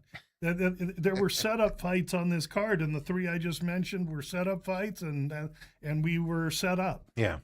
Yeah, I was just like, oh, this will go to round 2 before you finish him. Not even close on that one. Then you got Hoofy against Michael Chandler in this one, round 1. They at least gave us most of the first round here before the knockouts happened. But Hoofy getting that to win there. Just my big question on these ones here, setup fights, like you said, and things. Anything change your mind about any of these guys that are knocking out, like Hoofy against Chandler at all? The only thing that changed my mind is that I'm an idiot for taking a small piece on Chandler, who just simply refuses to fight with any IQ. He's 40. He should be out. God bless him. He's a great dad and family man. I wish him all the best, but get him out of the organization. He fought a terribly stupid fight, and you don't fight Hoofy like that, or you're going to end up in the same situation. Going to end up knocked down. Derek Lewis. My fears about Derek Lewis were pretty obvious at the beginning of this fight against Hokett. Hokett here in this one, just a complete mismatch. Lewis he's just not physically fit. I don't think he knows what a treadmill is. Stuff like that. But he never has. He's never had to, but he's 40 now. He's relied on his power. He was there as a setup for Hokett. He got his job done. Hokett got his job done. So then now we got Nickel. Now we got Hokett. Yep. Then we go to the next. Then you got Sean O'Malley, local kid, of course, fights up there and trains up there at the MMA lab for Sean O'Malley against a hobby. I wasn't a big fan of O'Malley at 4 or 5 fights ago now or so. Just wasn't a big fan of his, but man, he's won me over with the way he's been fighting lately. This is a kid that could have just hung it up and gotten money and gotten out of this fight game as a rich man. But he wants this, and he's still working on his game, which actually impresses me a lot. Well, he first of all, he trains at Red Hawk with Tim Welch, which is a complex that's on, I believe, the O'Malley compound in West Phoenix that he purchased. He's still friends with the lab, and they interact quite a bit, which is great. And I'm not that I'm trying to correct you. No, you're right. I forgot he has his own accurate place for now. Tim Welch and Sean. He used to be up in MMA lab. He used to be at the lab, and they're place. great friends still. They get along well. Of course, John Crouch at the lab, he's a pro. But this was another clear mismatch. This was a setup fight. O'Malley knew that. He was asking for Petr Yan. Yan didn't want any part of him. He's asking afterwards. Yeah, so he liked the fight. Where's Yan? Come on, man. And yet Davalishvili deserves another crack at Jan. So, the champ's enjoying everybody screaming for him while he eats grapes and, sits in the Mediterranean. In the meantime, O'Malley's looked great. I mean, you got Sean O'Malley, Kyler Phillips, Mario Bautista, and Marcus McGee all in the lab, all top 15 rated 135 pounders. It's really a great gym. These kids are all great. And O'Malley is really the superstar. You're right. He makes more money like making a tweet or he does all that as he doesn't have to, but he's a scrapper and he's a competitor. And if you saw the guys that were with him on the night of the fight, Tim Welsh was one, the red-haired manager, and then there's this other short, little, squat, dark-haired guy named Taquino, and he's a Brazilian jiu-jitsu savant that has been training and kicking Sean O'Malley's ass for probably 7, 8 years now, teaching him the grappling and not necessarily wrestling, but the BJJ, and no one ever sees it because O'Malley stands up, but if he ever has to use it, he's very equipped. Now, he's not equipped against Dvalishvili or Jan. He's not a Russian vice grip, but he's more than well equipped to take care of most everyone else in that capacity. So don't underestimate O'Malley. Yeah. He looked good. Zahabi is a good, solid, great young fighter, had a great opportunity, got a payday, but he was overmatched. Well, so does that look negatively on Zahabi now moving forward, or is it just you went up against a better guy, and now we're still going to get opportunities? He's not looked down negatively on that. I thought his effort was fine. He just got beat by a guy that a ranked top three guy. Just better than Zahabi gets another fight now, and we'll see. He needs to bounce and win. Like I said, my main thing on Sean O'Malley is when I first saw him, like I said, 4 or 5, and then a couple fights after, it was like this kid's just, he wants to fight, he wants the money, but his heart's not in it. I don't want to be negative about it, but it just didn't look like he worked hard. Now it just looks like he's in the gym constantly, like you said, he's a pro. Working on the other side. He's actually improving now and wants the best guys, and he wants to work hard to fight those guys. Almost like, he had that natural talent, and now he goes, well, now I know what it takes to fight those guys. And he's 31 in his prime. Yeah, and right? Zahabi's 38. So, what's he got? Another fight or two, and then that's it. So O'Malley's got a lot ahead of him. My big question here for the Alex Pereira and Gane fight here is, and I heard afterwards, Pereira was asking a lot of questions in the pre-fight meeting with the officials on, elbows to the back of the head type of questions and stuff to that effect. You heard that afterwards, but during the fight, how can you elbow a guy in the back of the head repeatedly and not be a penalty? Well, you got, Pereira believes it was the back of the head. Herb Dean, the ref, doesn't feel that way. Now you got other refs criticizing Herb. You got Pereira wanting to protest the fight. What I can say is that the camp that Gane's in at MMA Factory in Paris seems to have trouble in every fight, mostly with eye pokes. But Gane has a history of back of the head elbows, and so this plume is stinking up that fight a little bit. At the end of the day, it'll dissipate and blow away. Pereira wasn't winning that fight regardless, I don't think. Who's to say? But Gane shouldn't be underestimated. For the minute he was in with Aspinall, he looked great, and for that minute and a half he was with Pereira, he looked pretty good. I mean, he's big, he's strong, he's deft, he's getting power, and he pokes guys in the eye, so he might have just too many advantages going on. That said, eventually there's going to be a fight with enough plume around it where they're going to watch him, and we'll see what happens. But he's the champ right now until they get Aspinall rematched with him, and that's the way that one's going to be. Yeah. So lucky for me, I smelled that one 3 weeks ahead, which is why we had each side to win money based on parlays leading into it. I knew that fight had too many unknowns to bet it with any certainty. That said, at the end of the day, I did lean to the legit heavyweight Gane, and he did win. Yeah, and I was impressed with him, other than, like I said, just a little bit. You could argue some of those elbows were the side of the head, but they were close enough where, the needs protection. If you want to, That just drives me nuts when people talk about safety, and you're watching that happen, and you're like, Well, the other thing I'll say is, Safety. you know what? If you're a UFC fighter, don't be with hands, be on your hands, knees, and elbows that's the other like side. this on the ground, leaving the back of your neck is the only thing exposed. That is That's a good passive point. position. Yeah, that is a good point. Then you got the main card here, Tapuria and Gaethje. Of course, man, I'm never going to talk bad about Safford, Arizona anymore here. I'll just put it this way: Gaethje's last 2 fights have been impressive. The way he's fought these fights, even though he was coming in with the belt, people obviously were not respecting him. I know you were, Lou, but everybody was going the Tapuria type of way. And the way he beat up Tapuria was just a masterclass in my eyes. Just went after him, kept going after him, to where Tapuria had 0 answers. And Tapuria hadn't fought for how long before this fight? Like, it'd been a long time that he had last fought. So I find it interesting the lack of respect Gaethje got going into this fight. Let's put it that way. By the whole of the community. They were just throwing palm leaves in Tupuria's path and announcing him as the unbeatable king because they know so much about mixed martial arts. He even said first round knockout. Like, he was even confident about he it. has his celebrations for the wins of the fight the night before the fight. I mean, if you looked at how they were going into it, Tupuria, smug, cocky little guy, and Gaethje standing there in the White House reading the Independence. An American kid, all-American kid, had his family there. All he wants to do is go there and win for America. He knew he represented America. Never was the card stacked so perfectly for Gaethje outside of the time he fought Tony Ferguson. That's another story.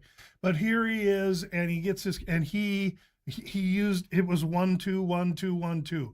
The left jab is what took Tupuria's right. Early on, you saw him do this. He was all freaked out, and it was the jab. And when Tupuria got a little worried about the jab, Gaethje came with that right. The right hand. And then he damaged the other side, the left side of Tupuria's. Both of his eye sockets are broke. His nose is broke. He's got a crack on his jaw. Gaethje beat the brakes off this smug little Spaniard, and I couldn't be happier because I didn't like the kid. I don't like that kind of approach, and I'm really, I had Holly home when she took Rousey, and I had this one. But I also have to say that I've taken long underdogs before, and then I cry to myself for 3 weeks. Why would I take such a terrible? So I've lost on some. I don't want to get too carried away here because there really is no gloating allowed. But if Gaethje at 5-1, I mean, we had him 6-1 inside the distance. That made that parlay 13-1. That forgives a lot of sins, baby, when you hit a 13-1 or so. Yeah, absolutely. He ended up closing plus 380 before this fight. So, on the straight, but on the straight. Inside but the not distance, the he's got a distance. little more, maybe 500. Which is what you had whatever. said from that side. But it's just anytime you get, like you said, the cockiness, a champion there, and just the dismantling of Topuria in this fight. Gaethje took hits, man, and I liked his comment afterwards. He goes, "You should study this face," because he looked like he wasn't even touched. He was hit hard in this fight. A lot, and his face didn't show it at all. Yeah, and then you look across the aisle, Tupuria's face is just... He didn't get hit in the face that hard. What hurt Gaethje in the second round is that body attack, and Tupuria made a fatal mistake when he had him hurt, and Gaethje put his left elbow down and went down to the right side here. Tupuria tackled him and got on top, and that allowed Gaethje to recover through the round and come back for 3. If Tupuria backs off and makes him stand up and goes back to bodies, he could have finished the fight. Yeah. Oh, yeah, because I thought Gaethje might have been done in that second, the way he was reacting. That's to how those body tough that shots. dude. If you've ever taken a liver shot, you know how real they are. He fought through that. I'm telling you, the dude was not going to be denied in the White House long. Yeah. I saw a slow-mo of one of Gaethje's knees to Tupuria's side. Yeah, that cracked 3 ribs. Oh, my goodness. The ribs were like halfway across his body. He has 3 cracked ribs, yes. That's from that knee. He's still fighting, and it's like I saw the slow-mo of it. The question I have on this fight, obviously, Gaethje, he's just impressed me with who did he fought the British guy, last fight. Patty, yep. and beat him. And just kind of the same thing where just the other guy, like literally, it's the old adage Just of marked him up. you should see the other guy, right? It's just unbelievable. And Gaethje just is just unassuming in the way his power. You see visceral reactions from his opponents when he connects on them, and he connects on them a lot to where they react almost to the fact where they're surprised at the power that's just connected with their face. Well, and you things. saw That's an his amazing size thing. difference against yeah. Topuria. Well, that's the thing. Topuria came down to fight in this. No, he was a he went up. 45 champ. Okay. He went up because he's went Mr. Freaking, Okay. But But get beat guy. my question on this is obviously Topuria's eyes were just jacked up. In one round, they said he can't see out of his eye. They asked him. He says, "I want to continue." They bring the medical out. The doctor does his things and goes, "Nope, nope, nope." And the doctor got talked into allowing that fight to continue. No, he didn't. The Okay. rules state that the referee has the call Final one? and the Right. final call. There is no other call. The ref decides. The doc can go in So they there don't and listen do to the anything doctor they at all? want. Okay. The final call is with the ref. Yeah, because that was bad. It's not a good look when the doctor's like, "This ain't happening." Two doctors were like, Yeah, oh, and then man. they're like, "All right, All right, continue on." let's go. But they did have an interesting point on the broadcast as well that added an extra minute of rest time between rounds. So even though I don't think they should have continued it, but then they gave him extra time to recover to come back To in take and more be. beating. Yeah, well, that's what ended up happening. That's but right. that's also where that kind of was like, well, that's also kind of so. Forget about fighting in that injured state, but then also the extra rest time while they're trying to decide. To me, it's either you're ready to fight or you're not. There shouldn't be a minute-long discussion about it Yeah. on the other side. But there's no I had controversy after the Gaethje, fight so on that. I wasn't nervous. Yeah, exactly right. Fantastic fight, 7 cards, all knockouts.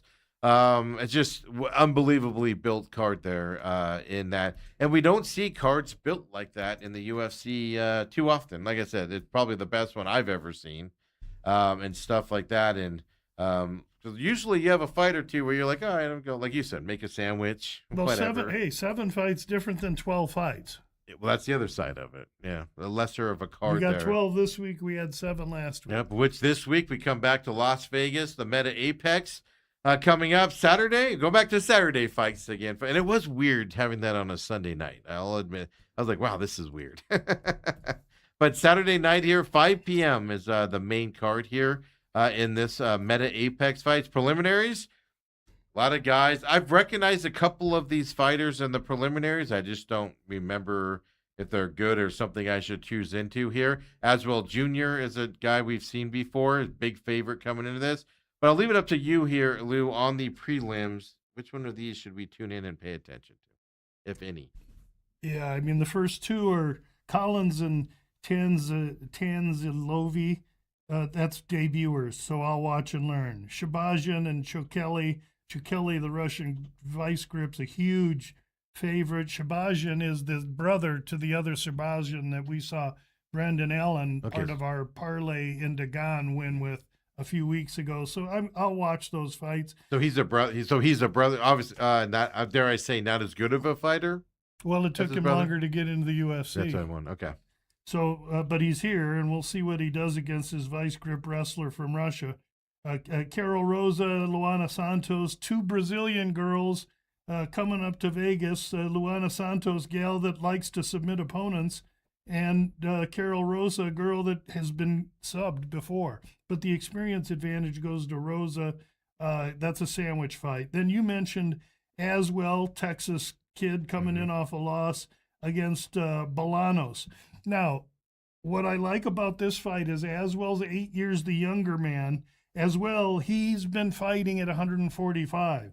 Bolanos has had a hard time making 35, so he's moving from 35 to 45, while Aswell is used to fighting guys that weigh 160, because a 145-pound guy comes to the fight the next day 160, 162. So Aswell's used to that power, strength, Okay. and adversity, and it could be a lot for Bolanos. Yeah, Bolanos might have fleet-footedness as an advantage. We'll see. But I kind of like Aswell here, but I don't like the price. Yeah. So that makes me either figure I use him in a parlay or maybe inside the distance. We'll have to see. some unknowns in that fight because of the move up for Bolanos. The really quick, he's minus 425 as well is. Over under on this fight, 2.5, minus 166 to the over. And you mentioned a possible inside featherweight bout here. Finish could happen? No. Possibly? No, not at No, all? not Okay. especially after hearing the number. Okay. It makes me even more tepid on the Okay. fight. Next fight, Raposo and Nascimento. Raposo is smaller, faster, quicker, coming in with momentum, but Nascimento's size is one thing. He does have to travel in from Brazil. This is a fight that I want Raposo. I like him as a dog. I may take him on the points. We'll have to see weigh-ins and what happens when I release the About Business podcast. But this looks like it could be a points matchup. What's the total? 2.5 over what? The total rounds over 2.5, minus 195 to the over. That's right. So he's going to go to decision. If I can get Raposo in 3.5 at a plus price, I may look at it. Yeah, right now he's plus 3.5, minus 120. Mm-hmm. The minus 3.5 is minus 110. So you think? No, that's to the other guy though. I'm sorry, yeah, to the other guy. I'm but, not interested in that. yeah, so the minus one. Oh, you're right. I'm sorry. So minus interested in 120. Raposo. You could see. You think that number could possibly go positive? Isn't that a big move? No, I don't think it can. They don't want you to take that. That's okay. why we're going to probably take Okay, it. gotcha. Next fight, Mosqueda and Mullins. Mullins is an English fighter that likes it on the ground. Mosqueda is a striker from Brazil. No clue what's going to happen here. Mosqueda's huge favorite. 600 right now. Yeah, maybe Mosqueda decision. I don't know. That again. If there's really two fights down here, I'm interested in. Really quick, over unders 1.5 for this ladies fight, minus 154 to the over, but it's only 1.5. Caught my eye. Yeah, because they believe Mosqueda is going to finish her. Yeah, she's minus 670. Minus 600 on DraftKings. There you go. Yeah, so you see your number. That's what they're thinking. All right. And then you got Andre Lima and Kevin Borjas. That's Another the big main favorite. card now. It is. Now we're Okay. jumping up to the main card. That's fine. Let's do it. Yeah, and these guys are. This fight is. I have to see what is this a bantamweight fight? They have it listed as on the U.S. Flyweight bout is what they have on the. So UFC it's 125. Okay, that's what I needed. So Boras been fighting at 25. Lima's dropping to 25. So Lima's a finisher and a bad hombre. And for him to move down, if he makes weight good, I'll be watching that on the scale. If he makes weight well, he's going to carve Boras up. And that's why the price is what it is. That said, if Lima comes looking a little drawn and gaunt, maybe Boras points. But I've been stung on him before. He's a little bit inactive and hesitant to throw Lima position, but the price makes it tough to play. The over-under on this is 2.5 to the over, minus 130. So, they're at least saying could be a decision fight here as well. The points on this one, because I don't always understand the point side of it, for Borjas, plus 7.5 points here, minus 105. Right. So what does that mean? Help me out with that, because I don't understand that. I usually see 3.5. That means if it goes to scorecards, you're getting 7.5 points with Boras. Okay. And what that basically means is if you're betting Lima and you don't want to pay minus 650, what's his price? Minus 130. That's you sure make his price easy. And I would think he finishes Boras. If Lima steps on the scale in the first 15 minutes tomorrow morning, looks good, and at 125, then he could be an inside the distance guy. Okay. Yeah. Points. Give the 7 points. Take the points. And it's not going to go to a decision. Yeah, and you win it with the finish, right? Correct. Yes, sir. So on that, one of these days I'm gonna fully understand. Every time I think I understand it, they throw a wrinkle like that in my face. Yeah, I've been playing them for a long time, and there's bear great with me at advantage home. there. I'm a novice with this stuff. For However, you new people out there. again, if you see a 1.5, then you want to give the points or consider that. But when you're seeing a 2.5 or something to the over, then you want to look and see what the points are if you get them.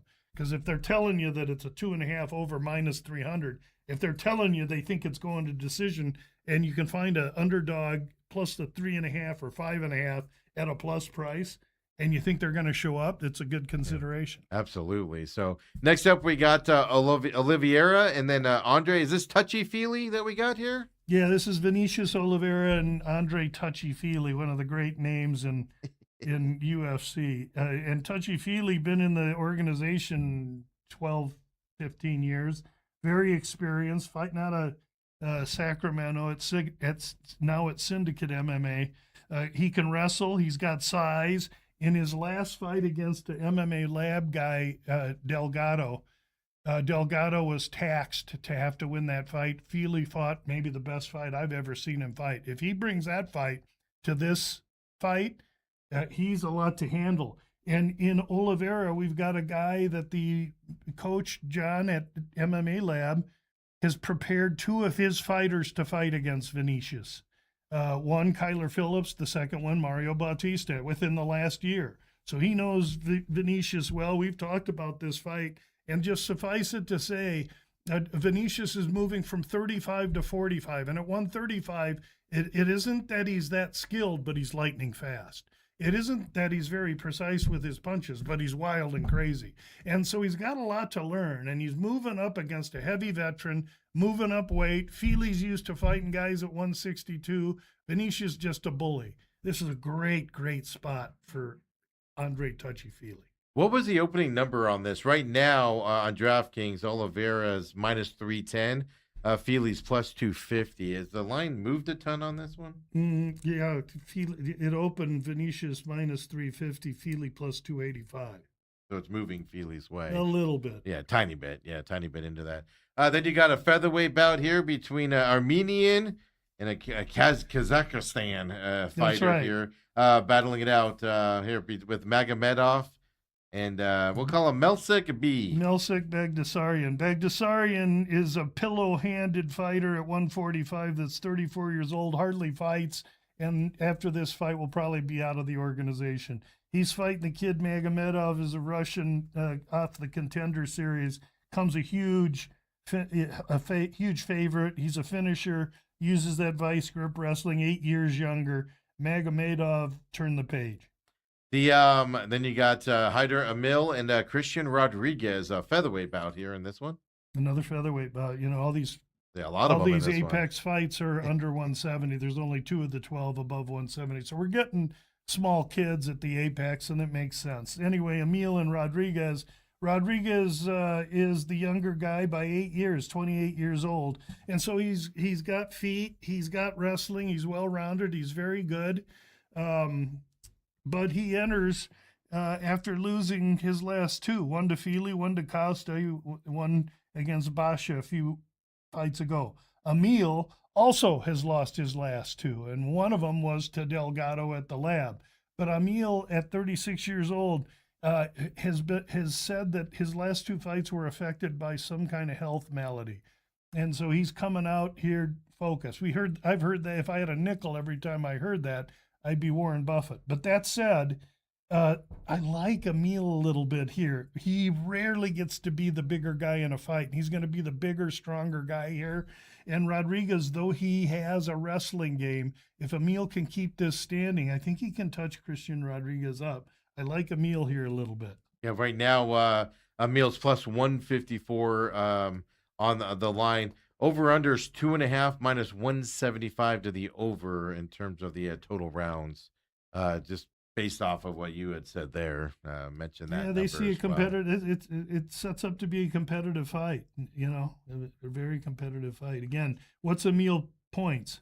Emil points is probably plus 3.5 minus 145. They don't want you taking that one either. Yeah, they want you to run from. So maybe you take that and parlay it with our boy Raposo in both points, and you hope for close decisions. You get those decisions. Then you got Cutelaba and Navajo Sterling here in another light heavyweight bout here on this card. Yeah, Ian Cutelaba, very experienced Moldavian fighter, and he comes out painted green like the Hulk.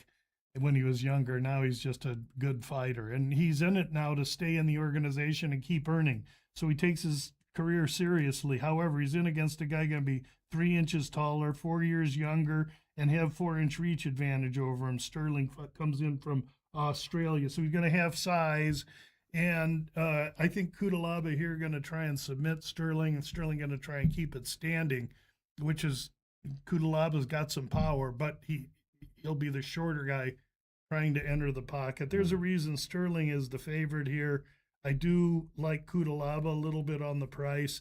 If I were to take him, it would be maybe bubblegum money on a Kudalaba finish.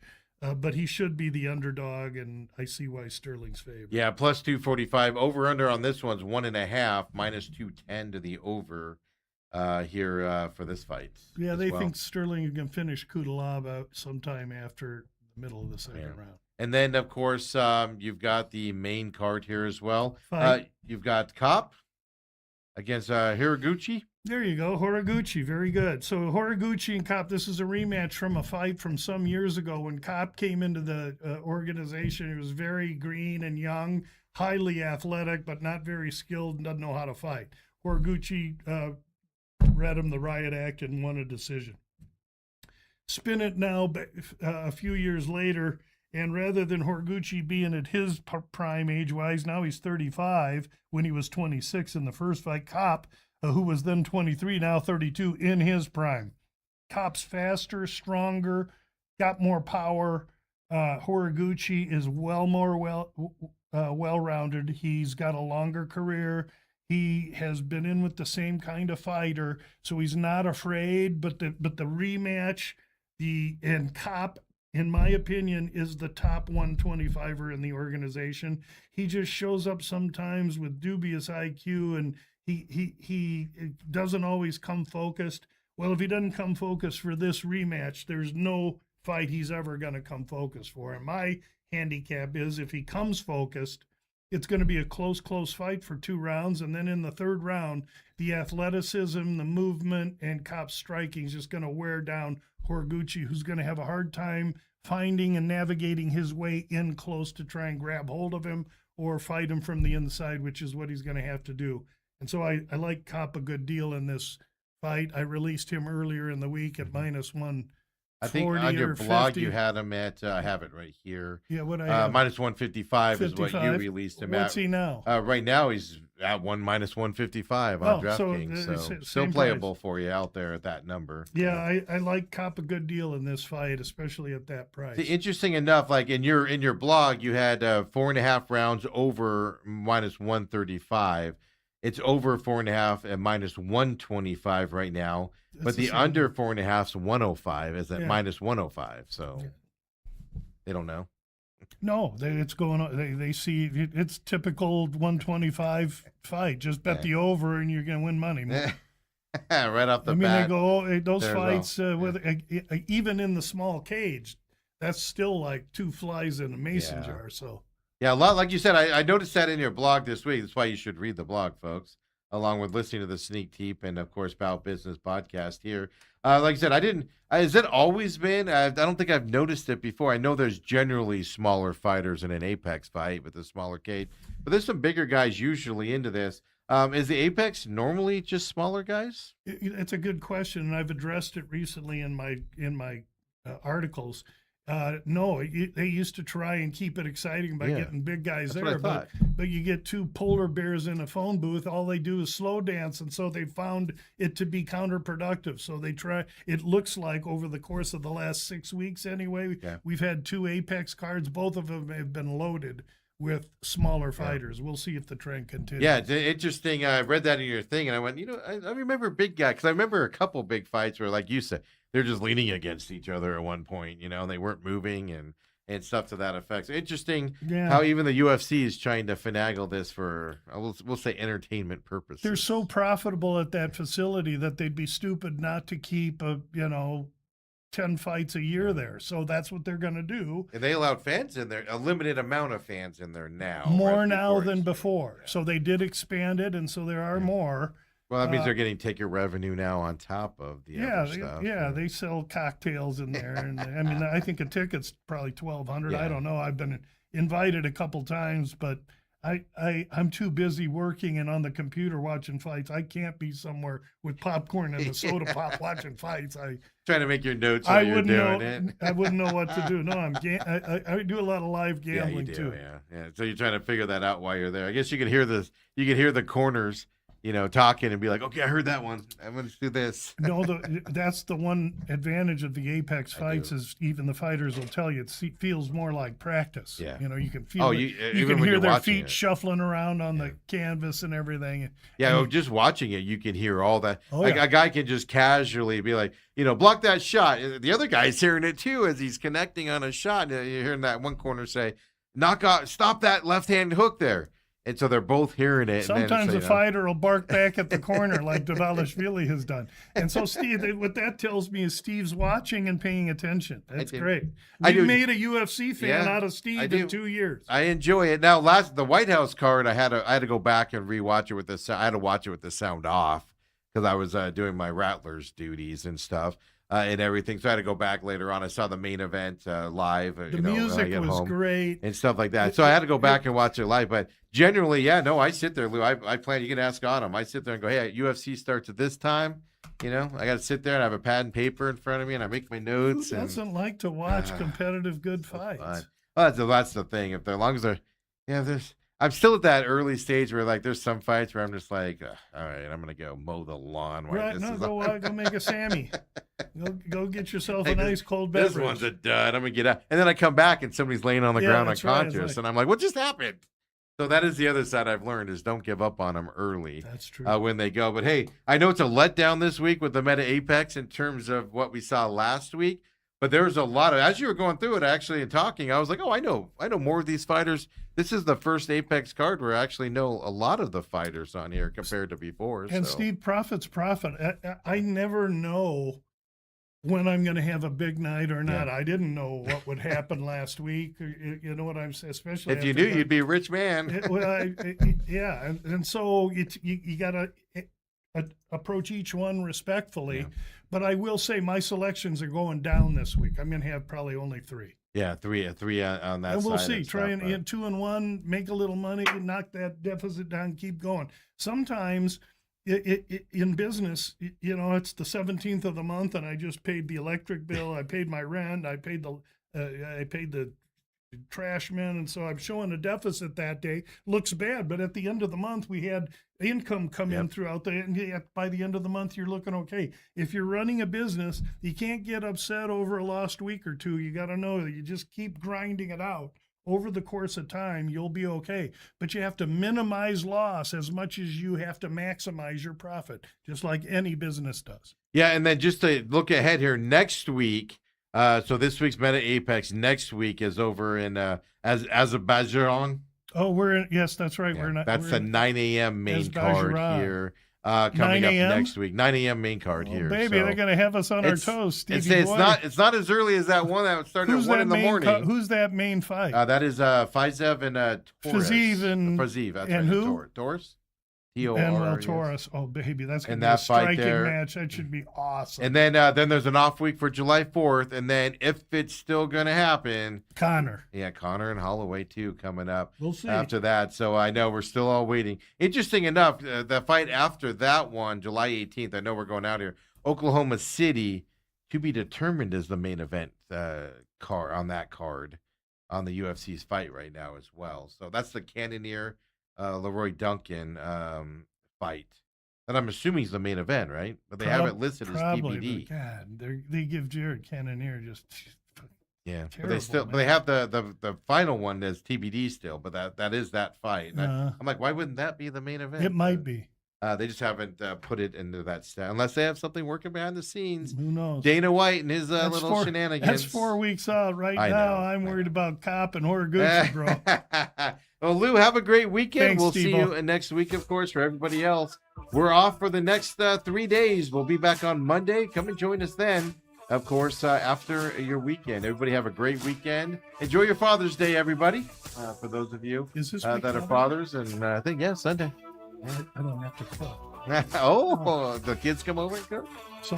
I don't know. Somebody cooks. Better One be day. something good for Uncle Lou. You better take care of him. We'll see y'all next week. Everybody have a great weekend. See you on Monday.